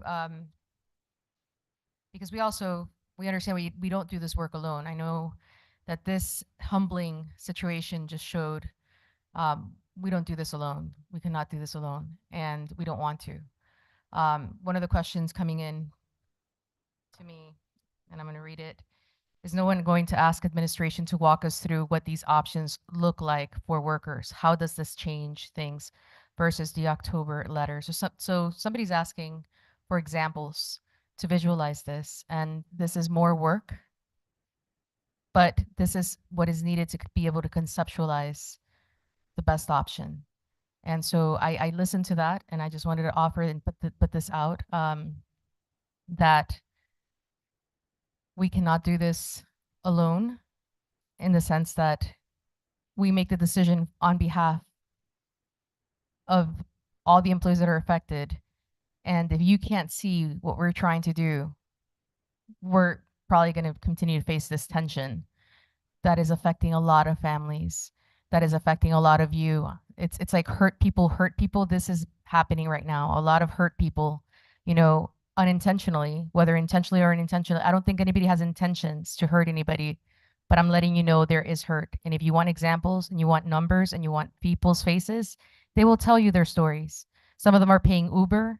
Some of them are having, children that are not progressing as intended, because their teachers are working hard to lift up a lot of kids. And so families who have been concerned. And at this point,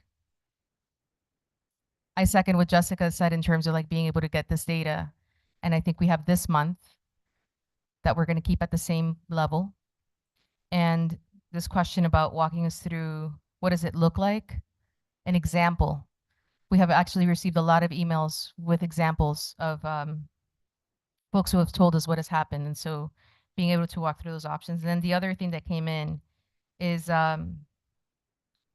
when it comes to the ESSER funds and losing some of those positions, we want you to know that everything has a consequence. Everything we do, even if we're trying to listen to the request today, it has an impact downstream. And I'm not saying downstream as in leveling like this. I'm talking about sequentially, like for the next year. And so there are ESSER funds that we will not have anymore. That means positions that are going away. And that is also a consideration. Do we win in the long term if we spend a lot of money right now, and then when those funds that were temporary because of COVID, because of hurt that was happening through the COVID pandemic, and a recognition that a lot of people were affected by COVID, we got those funds, but they're going away. They're temporary. And that forecasting of what that's going to look like, how many positions we will lose, I think is important in this conversation as well. So we can all be on the same page and have the information. On another note, I understand that many folks have wanted to see what consequences look like, and this has not been an easy week. It has not been, and neither have all these weeks in terms of consequences and impacts. And being that a lot of people are suffering right now, I do want to say this. We as a district decided years ago, and some of my colleagues who have been on the board for longer can tell you when this was talked about. What does it mean to have access to unrestricted funds that can provide a lifeline to people who are experiencing hurt right now? What does it look like to look out for community and to be able to provide for whatever is happening or could happen when the shift is made, when whatever decision is made and people need some kind of support? That is what a foundation is for. And DPS Foundation does have a community crisis fund. They have a fund. DPS Foundation has a unique ability to fundraise on behalf of Durham Public Schools. DPS Foundation this week, I don't know if somebody can tell me what they decided to make a statement binding themselves to this situation, acknowledging that they are in the situation and they are with you, which means DPS Foundation has access to fundraising capabilities. They hired a previous board member from this board who now works for DPS Foundation in partnerships. And they have more staff than many foundations across the United States. I mean, for that size, for the kind of thing that they do. So for the money that they have staff that can help fundraise. I say if you have a dire need, there is a crisis fund. It's called a community. And I can tell you because I translated this for DPS Foundation when they were doing the website. And I actually translated it and sent it. And I will tell you what this fund does. This fund and the way it was written, it says that families can get $2,500 sometimes, and these funds are emergency funds. It also says,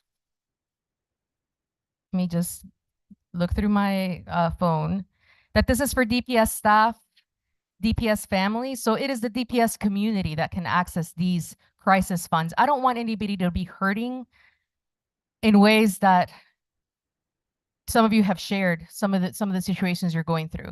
And so we need to build our capabilities with our foundation to fundraise on behalf of things that DPS needs.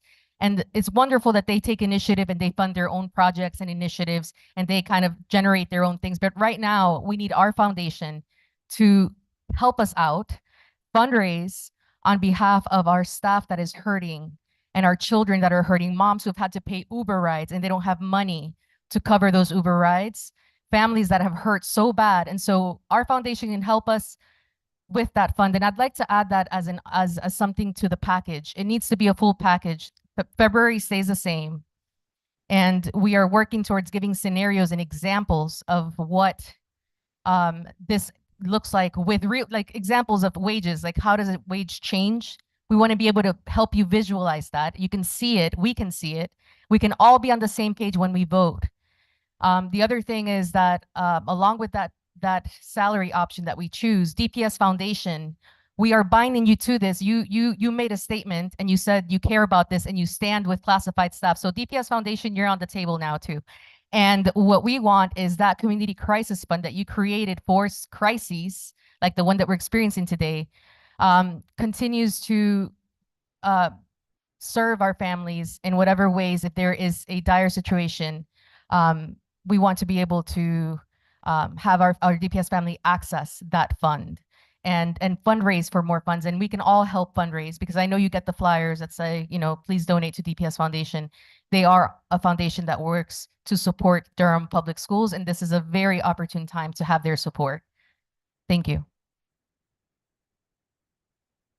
All right, before we vote, is there on the motion on the floor, is there any other discussion, Ms. Lewis? Or whoever wants to go Yeah, first. Just again, from hearing my colleagues and having done this research, I jumped into the conversation as though you had been with me the whole time and moving, because motions were moving fast up here. So I hear the concerns and the needs. And I just want to back up for a second. Where we are. This is my last plea and appeal to this board for this motion that's on the floor. The board receives reports, presentations, and as you saw today, the staff was working on a presentation 4:30, making changes for a 5 o'clock meeting. I am an empath and I feel energy, and I know the heaviness that this community has been carrying and the heaviness of this administration and this board. We ask questions when we get these reports. We ask the staff for places of clarity. We watch the presentation. We also ask for questions for the good of the public. Questions we may have already asked during the week, but to slow down and make sure we're bringing the public with us. We all have different expertise and special interests on this board, different specialties, which is why it's important to have a diverse board with experience in the education system with these different departments to bring a balance. With this board that was elected and one appointed, we trusted the administration to give us clear language, honest and accurate analysis of the Hill study. That didn't happen. There could be no conversation that the board did not ask enough questions. We could have asked more questions. And then it was said, these are recommendations, and we needed to adopt a policy. It needed to get back on the agenda in April, and it didn't. Everyone was assured by finance, who does calculations and outsourcing of calculations, as you've learned, that we would have longevity and years of experience based on the numbers that was submitted, when in reality, those numbers could not support or could only support longevity, which is what we approved. And we have to take responsibility for that. We have to fix what's been given to us. So when I was making decisions last week with the information shared, option 1, option 2, what was the best thing? I really had to reflect and say, let's go deeper. Why did you run for school board? What is it about being in a place to have public will to move for the working class? My beginnings, where I come from, sharing power and hearing from those voices. You need leadership in this district that gives you stability and moves us forward. A 15% increase gives everybody an increase beyond where they were before the Hill study. It gives back the years of experience while we take time to see how do we really make people whole and get to the market value that's needed. We've asked for the numbers, $2 million. You know we have it. You see it in the fund balance. If we didn't have to be creative in any other way, that's there. And we'll work to get it to be reoccurring. There are places where it can happen. So when I'm appealing to this board to say, yes, we're going to have a comptroller. Yes, we're going to have a budget request for next year. Yes, we're going to have a board-approved salary study and asking more questions. And we'll roll out the plan as it should have been done in stages and not all at once. But in this moment, moving beyond the demands that have been given to us, we need to make a decision, is why I stand on this 15% with making February whole with that option. You can vote it up or down. We've done the work. $2 million is what's being asked to be found, and we already see where it is. Thank you. Thank you, Chair Umstead. Yeah, I just have a question for you, Sierra. I'm gonna switch gears a little bit. We had a couple of requests. We've heard from some educators around January checks. Around that second paycheck didn't look exactly what they would like. And I would love if you could just highlight a little bit from conversations we had earlier. It doesn't seem as if there's an error on payroll side, but because there's so many folks with so many different tax brackets and all kinds of different things, that might be where that is. But let you, can you highlight, Ms. Ojijo, a little bit more about that January check? For the January paychecks, it's important for employees to look at their gross pay. We made sure that they were paid at the same rate as they were in October, November, and December. However, because of the holidays, many took 07 days or days without pay, or their deductions may have changed. But we have fielded a lot of questions and we've done a lot of in-depth analysis, and we often find that the employee has either had a days without pay, they have missed the hold harmless line and not added it in, or they just had a different expectation for taxation or a deduction. But it's about looking at your gross pay and making sure that your gross pay, which may be a single number and it may be what you see on the Hill scale plus a whole harmless, but that is the exact same rate as it was the prior months. Could you clarify roughly how many, we have been talking about this a lot, roughly how many are legitimate, this was an error, payroll needs to fix this, that you've seen so far, recognizing there might be more? I have not seen some thus far. The ones that I have seen have all been misreading or not reading the pay stub, and I get the same report from the techs and Vicky Goff as well. So, Ms. Ojijo, if people still have concerns, who should they reach out to sit down with and look at their pay stub? I think there's a district payroll email address. It's dist.payroll that they can always email. They can always reach out directly to Vicky Goff, their payroll tech, or myself if they need additional assistance also. Thank you, Ms. Ojijo. We do have a motion on the floor for option 4. And I do think it's important that we make a decision so that our district can figure out path forward. We've done different steps to get there, and making a decision around pay feels like another step that's vital and important for us to make. What I can commit to is we know that we have, like Ms. Carter often said, a budget ask coming up as we develop our budget to present to our county commissioners. And spending the time to look back at those salary schedules, make sure they are what we believe we can sustain financially, that we believe is the work we wanted to do to help bring folks up to market rate. Putting that in our budget ask is a way forward so that we can advocate for our staff to ensure that they have the salaries that we want to see. We know that the Hill study has some more questions for us. I think we mentioned in the last meeting, more questions and things that need to be studied. And so if we make a decision about pay today, it also gives us time to do that study, do the work, put it in our budget request, and have that conversation with our funding partners. Like, that's our work, right? That's our work as a school board in the district. And I think it's important for us to make a step.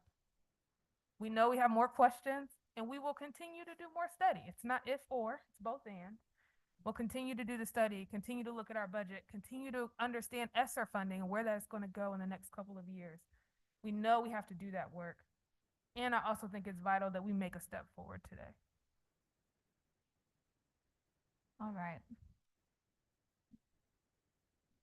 If there is no more discussion, then we will vote, and I think it might make sense to do a roll call vote. So I'm gonna start with Ms. Rogers. No. Ms. Valladares. No. Ms. Byer. Aye. And let me start that. Ms. Cardon. No. Ms. Lewis. Aye. Chair Umstead. Aye. And I vote no. The motion does not pass.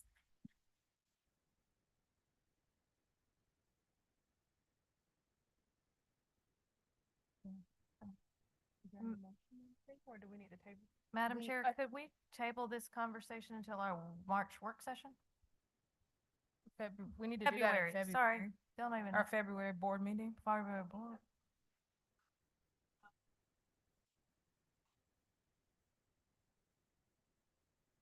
February Yeah. 22nd is, yeah. Okay. I would make that motion, which was to Can you- Table, the tape, no, postpone? she said something different. Postpone. Can you all state it? So, or Miss, can you use the microphone? There you go.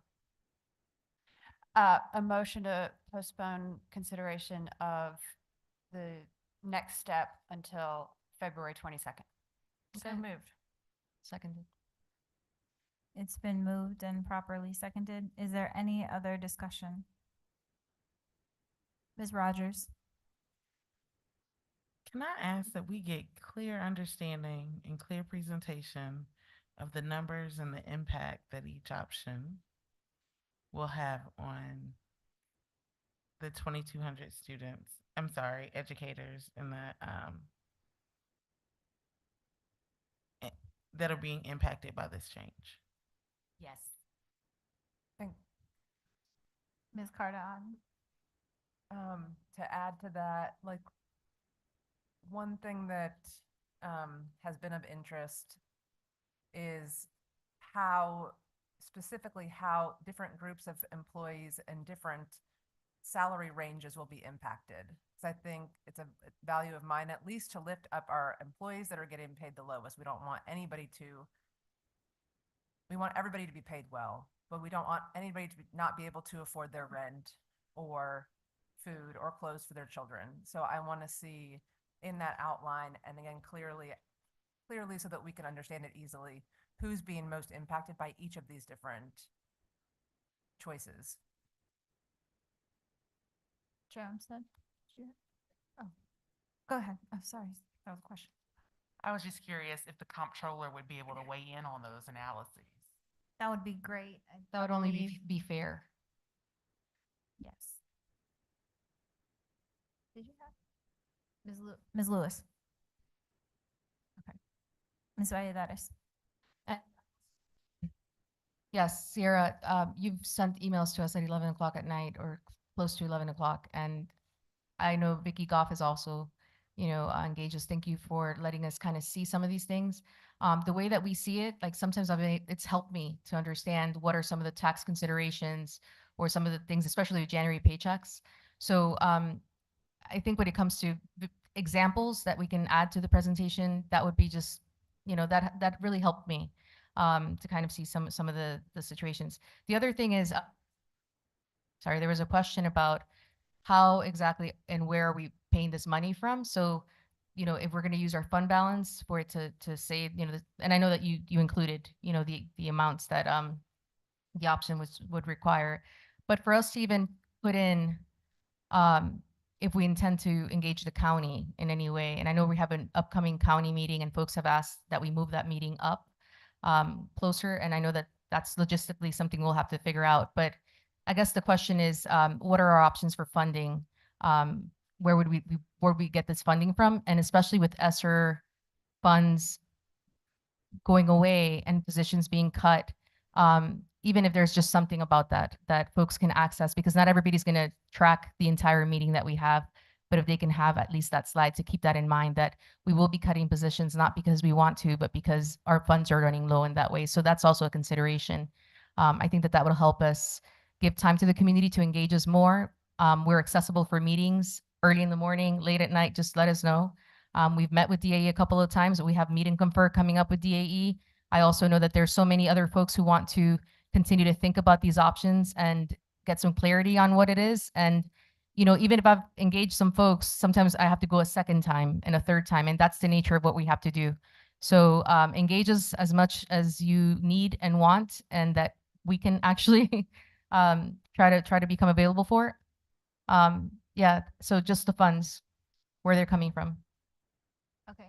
You would like to go first? Yeah, I just also want to make a comment, Ms. Vidars. You talked about the foundation a little bit earlier, and I just want to clarify for everyone, the foundation is a separate entity, right? They have their own board, they have their own ED, and so we can't dictate what their funds do. Just want to make sure we make that really clear. The DPS Foundation has their own structure and how they spend their funds. I just have a follow-up. Do you know who started the DPS Foundation? It was actually Superintendent Mubenga, who resigned yesterday, in conversations with many of the folks who started, and Megan Gonzalez-Smith was chosen as the first director, and there was a whole lot in terms of DPS investing in the foundation.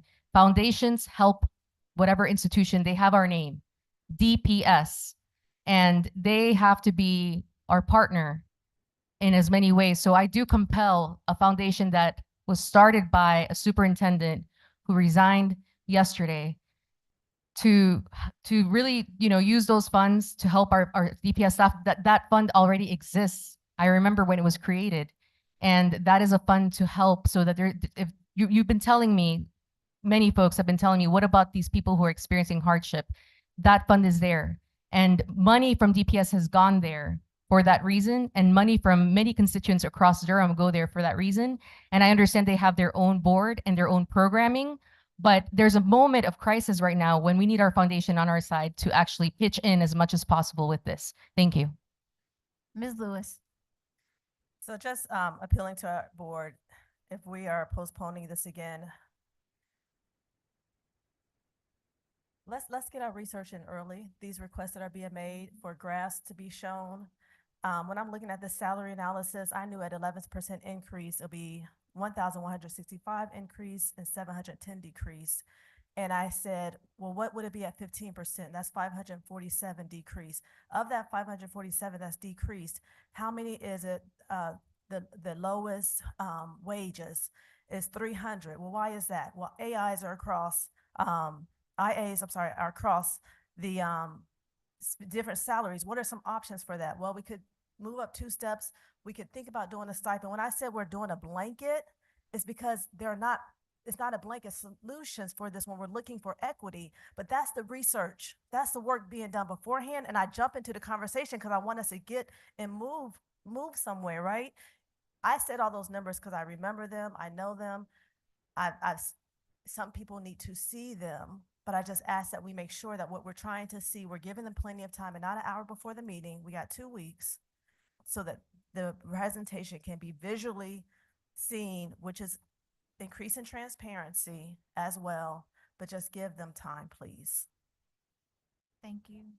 Ms. Byer, and then we'll probably start to wrap it up. So I just wanted to thank Ms. Ojijo for all the work and all the ways that you have stepped up and led, and our questions and putting this decision off, I know only make more work for you. I appreciate just everything that you're doing to kind of accommodate where we find ourselves with trying to maximize what we can do for our current employees, trying to de-escalate where emotions are justifiably high.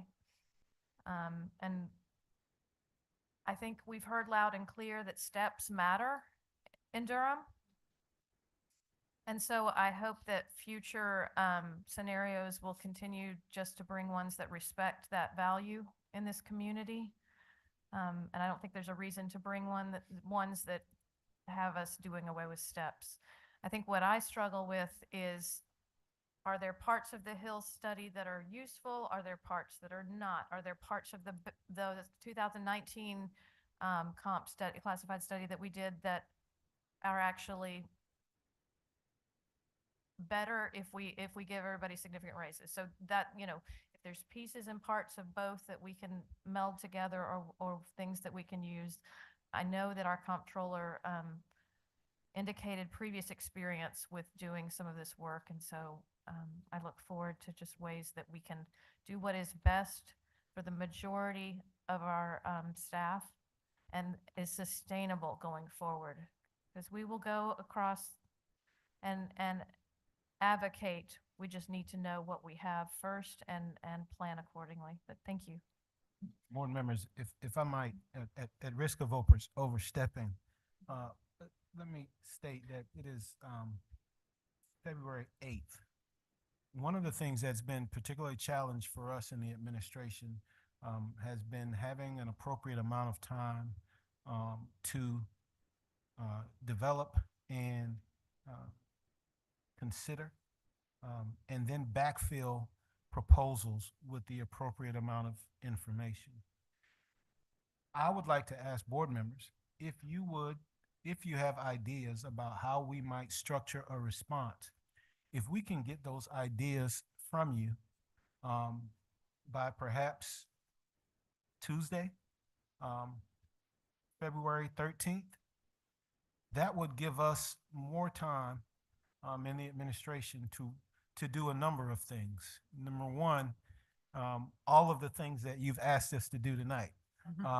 Identify the source for those funds, develop a robust set of slides, perhaps even some sample salary solutions for individuals, but also it would provide us with some opportunities to share some of these ideas with staff members so that we can begin to try to build some consensus around what the community of workers in our community would be willing, where there are opportunities to compromise. We certainly want to be able to bring you a robust set of options, but we do need time to do that. So if I can ask, if I can ask on behalf of the administration for your proposals by February 13th, and I do want to suggest that doesn't mean that we won't continue to develop proposals as well. But if we could ask that, that would give us a good amount of time to put together a robust presentation for you, so that hopefully we'll be able to preempt some of the questions that I know the community has about some of these proposals, and have all the information in front of you for your consideration when we take this issue up again on the 22nd. Thank you, Dr. King. That's awesome. Deadlines are good for all of us sometimes, and in this case, certainly. So we appreciate that. We will send our questions and our proposals and ask questions about proposals by Tuesday. Thank you for your leadership. Do we need a motion? I The believe sure the have, motion was okay. to And- postpone action until Yes. February 22nd. I got distracted. Okay. I just want to say one last thing myself, which is I also want to say thank you so much, Ms. Ojijo. You have taken on this challenge and we thank you for it. It's not easy to come, into this role at this time when we're now going very deep ourselves into the numbers. I also want to mention one thing, which is that I have to think about the larger context here. We're in a post-pandemic moment, and during the pandemic, wages, income, net worth, the gap widened considerably. Housing prices in Durham doubled or more. That's what we're sitting in. And so I think I'm just aware of that as we make our decisions, that this is not, things do not affect us all equally. And so we have to be attentive to access to resources. And even if we cannot meet the, pay everyone what they were told they would receive. We need to think about ways that we can make our scale more equitable, and consider how we can support the needs of our community in a fair way that's attentive to the larger context. So I just wanted to offer that. Ms. All right. Chavez, Dr. King asked for a friendly amendment, and I think I made the motion, and I welcome it, just that we go ahead and hold ourselves to submitting things by February 13th. Do you need a second? Just, it's a friendly amendment. Whoever seconded before, if you'll accept the friendly amendment, Dr. King would be so appreciative. I believe that was Ms. Rod. I'll second it. Great. Because, yeah. It's been moved and seconded. I think we've covered the discussion part. So we will go ahead and all those in favor say aye. Aye. All those opposed? Aye. And the motion carries 5-2. All right, we are going to move on to our next topic, which is our consent items. We have 4 consent items, which the board has had a chance to review. Happy to receive a motion. Move approval of the consent items. Second. This has been moved and properly seconded. Is there any further discussion? All those in favor say aye. Aye. Any opposed, use the same sign. And it passes unanimously. Now we move on to academic services, and there is one item here, the 2024 CTE Month Proclamation. And I pass it here to Dr. Pack and Dr. Pittman.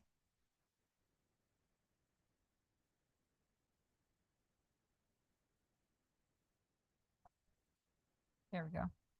Good evening, board members. We are pleased to bring before you tonight the CTE Month Proclamation for the year 2024. Dr. Julie Pack is here with us this evening, our Senior Executive Director of Career and Technical Education and Magnet Programs, to present the request of the board around the proclamation, and we certainly have always appreciated your support of this work. Dr. Pack? Thank you, Dr. Pittman. Good evening, board members. Today's cutting-edge, rigorous, and relevant career and technical education programs prepare our youth for jobs in high-wage, high-skill, and high-demand industries. Career and Technical Education Month is a public awareness campaign sponsored by the Association of Career and Technical Education, or ACTE, that takes place each February to celebrate the value of CTE and the achievements and accomplishments of CTE programs across the country. Throughout the month of February, our CTE program will be celebrating and promoting CTE programs in our schools, as well as the potential careers that are right here in Durham County and across North Carolina. We have done some exciting work this year in CTE. We welcome Dr. Pack, I'm sorry to interrupt you. I just want to say we'd like to just respect our speaker. And so if you do want to have conversation, if you would just step outside. Thank you so much. Go ahead. Thank you. We have done some exciting work this year in CTE. We welcomed all of our 8th grade students, over 1,000 8th graders, to our inaugural Accelerate event, where middle school students engaged with employers to see what career options are available here in Durham County. We increased the number of students participating in work-based learning opportunities throughout our different programs, and we've increased the number of students walking out of Durham Public Schools with industry approved credentials in their toolbox. Finally, we partnered with the Bloomberg Philanthropies, Duke Health, and Durham Tech to plan a health science focused high school to help build the talent pipeline for health science jobs. We are very excited about all the things we've done. Each year, internally, we select a theme for the CTE program. And this year's theme is CTE Rocks. So I'd like to take a moment, give a shout out to our CTE educators, our support staff, and our employers for the tremendous work they're doing to provide career opportunities to the students of Durham Public Schools and let them know that they rock. Tonight, the CTE department is excited to put before you a proclamation declaring February 1st through the 29th, 2024, CTE Month in Durham Public Schools. I want to personally thank each of you on behalf of our CTE teachers and students and staff for your continued support of career and technical education in our schools. You rock. At this time, I invite you to read the proclamation aloud. Thank you, Dr. Pack. We just celebrate all of those awesome wins for this year, and thank you for all the work that you do for our CTE students and expanding opportunities for our students to participate in CTE. So we will read the proclamation and start with Ms. Rogers. Proclamation, Career and Technical Education Month. Whereas February 1st through 29th, 2024 has been designated Career and Technical Education Month by the Association for Career and Technical Education, and whereas career and technical education offers students the opportunity to gain the academic, technical, and employability skills necessary for true career readiness, and whereas students in career and technical education programs participate in authentic, meaningful experiences that improve the quality of their education and increase their engagement and achievement, and whereas career and technical education provides students with career exploration opportunities earlier in their educational experience, which enables them to make informed and beneficial decisions about their academic coursework and pursue established programs of study and career pathways, and whereas leaders from business and industry nationwide report increasing challenges related to addressing the skills gap and connecting qualified professionals with available careers in critical and growing CTE fields, including healthcare, energy, skilled trades, advanced manufacturing, cybersecurity, and information technology, and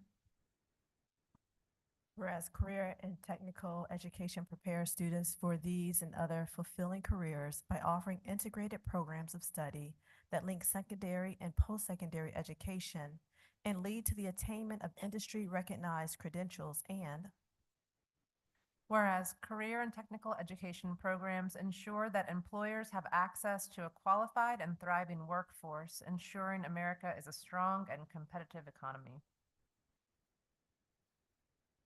therefore be it resolved that the Durham Public Schools Board of Education does hereby proclaim February 1st through 29th, 2024 as Career and Technical Education Month, and urge all students and families to become familiar with the services and benefits offered by the career and technical education programs in Durham Public Schools and to support and participate in these programs to enhance their individual skills and productivity.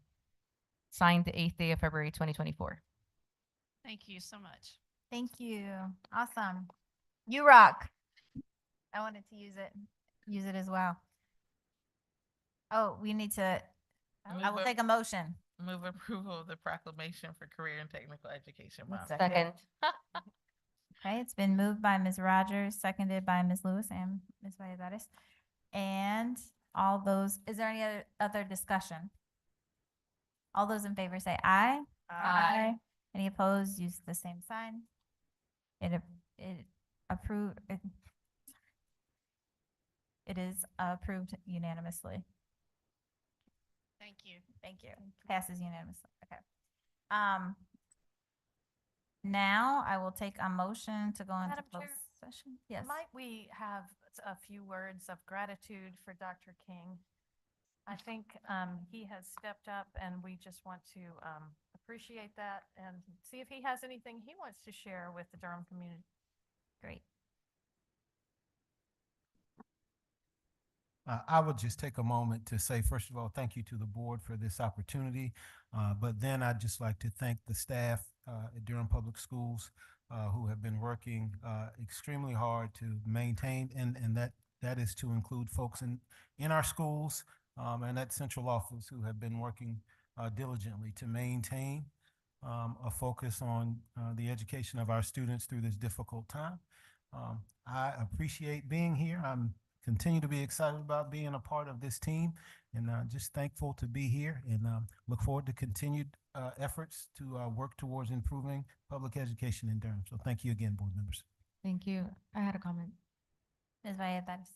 I also want to thank you, Dr. King. You have, hit the ground running since getting here. Are you 90 days over now? Around that time, right?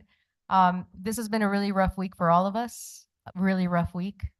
And I just want you to know something, that when Dr. Mubenga brought you here, he recommended you highly, right? And he set the groundwork for you to do the work that you do. He picked you. And I think we all yesterday just had a really intense day. Today, there's the opportunity that somebody that Dr. Mubenga picked, to come and help us with this district. And you've been throwing down with the administration. I've seen you. We've been in subcommittee meetings with you. You have really taken time. And tonight, you did everything that was needed tonight, stepping in and saying, I hear you, board. Give me all the suggestions, details, community feedback that you're getting real time, every moment, every day, of every hour, and send it to me by this date, by this time. And that is going to consider the hard work that the administration is doing, and Sierra and Vicky Goff and everybody working till 11 o'clock at night. That's not sustainable. We don't want to burn you to the ground, but we want to be able to understand a little bit more. We just want the community. We just have to learn how to visualize it, how to put it in ways that people can see the vision and run with it, right? And see it. And so I just want to commend you, because many times on this board, another colleague of mine, Giovanni Lewis, has said, for such a time as this. And we are understanding what that means. And I just want you to know, you sitting there was something Dr. Mubenga maybe didn't know was going to happen, but he set you up to sit there, right? He set you up to be there, and you have hit the ground running, and we're going to continue to do what we have to do as a board. But just know we appreciate you being there tonight and sitting there tonight. It made a whole world of difference to hear your voice and for you to say, I hear you, board, but this administration needs to know that, you're not going to come with last minute things. Thank you, board member Giovanni Lewis, for calling us and holding us to that there's a lot coming at us every single day, every single moment, every single hour of every single minute in terms of feedback.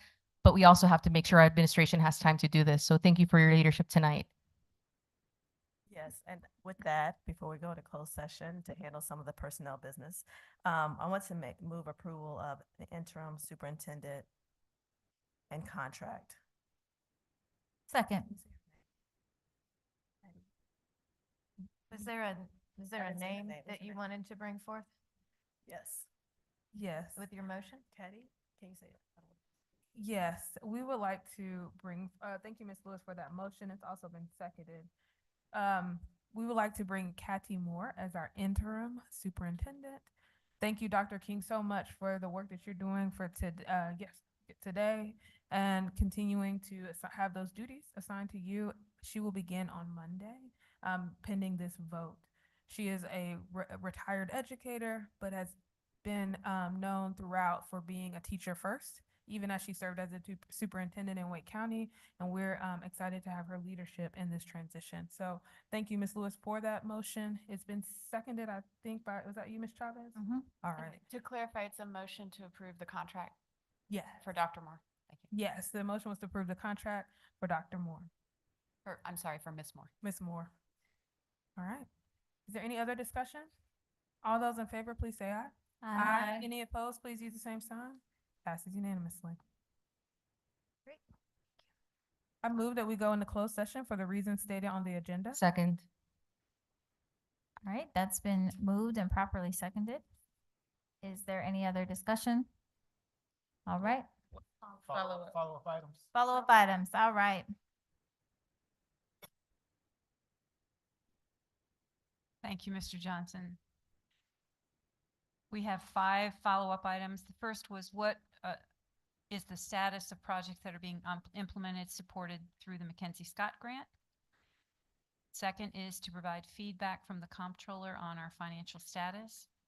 The third would be to provide examples of what the increases would look like for all of the options. Staff would show how the 11, 12, and 15% change salaries from 22, 23, and include examples in the presentation for February 22nd, as well as funding source for those options.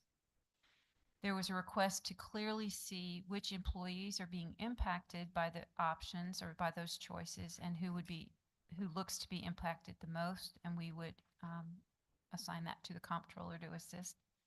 And then board members have agreed to submit any additional items or questions or requests for information to the administration by Tuesday to prepare amply for the February 22nd board regular meeting with flexibility. Thank you so much. All right, and with that, we are, Do you want to vote? we are moving into closed session. All Did right, we thank you vote? so much. Did Did we? I don't think we voted. Okay, all right, we have to vote. There's been a motion to move into closed session. It has been properly seconded by Ms. Valladares. And all those in favor say aye. Aye. Aye. And any opposed, use the same sign. It passes unanimously. We are now in closed session.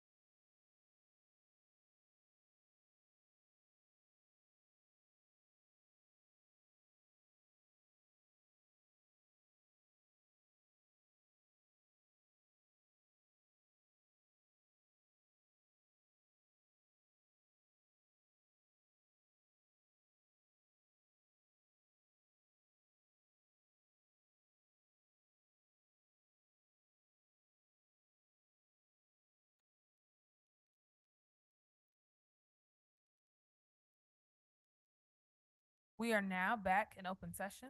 Dr. King. Thank you, Chair Umstead. At this time, board members, we would ask for your approval of the personnel report, amended personnel report dated February 8th, 2024. Move approval of the amended personnel report dated February 8th. Second. It's been moved by Ms. Byer and seconded by Ms. Chavez. Is there any other discussion? All those in favor, please say aye. Aye. Any opposed, please use the same sign. All right, it passes 6-0. Thank you all. With that, we are adjourned.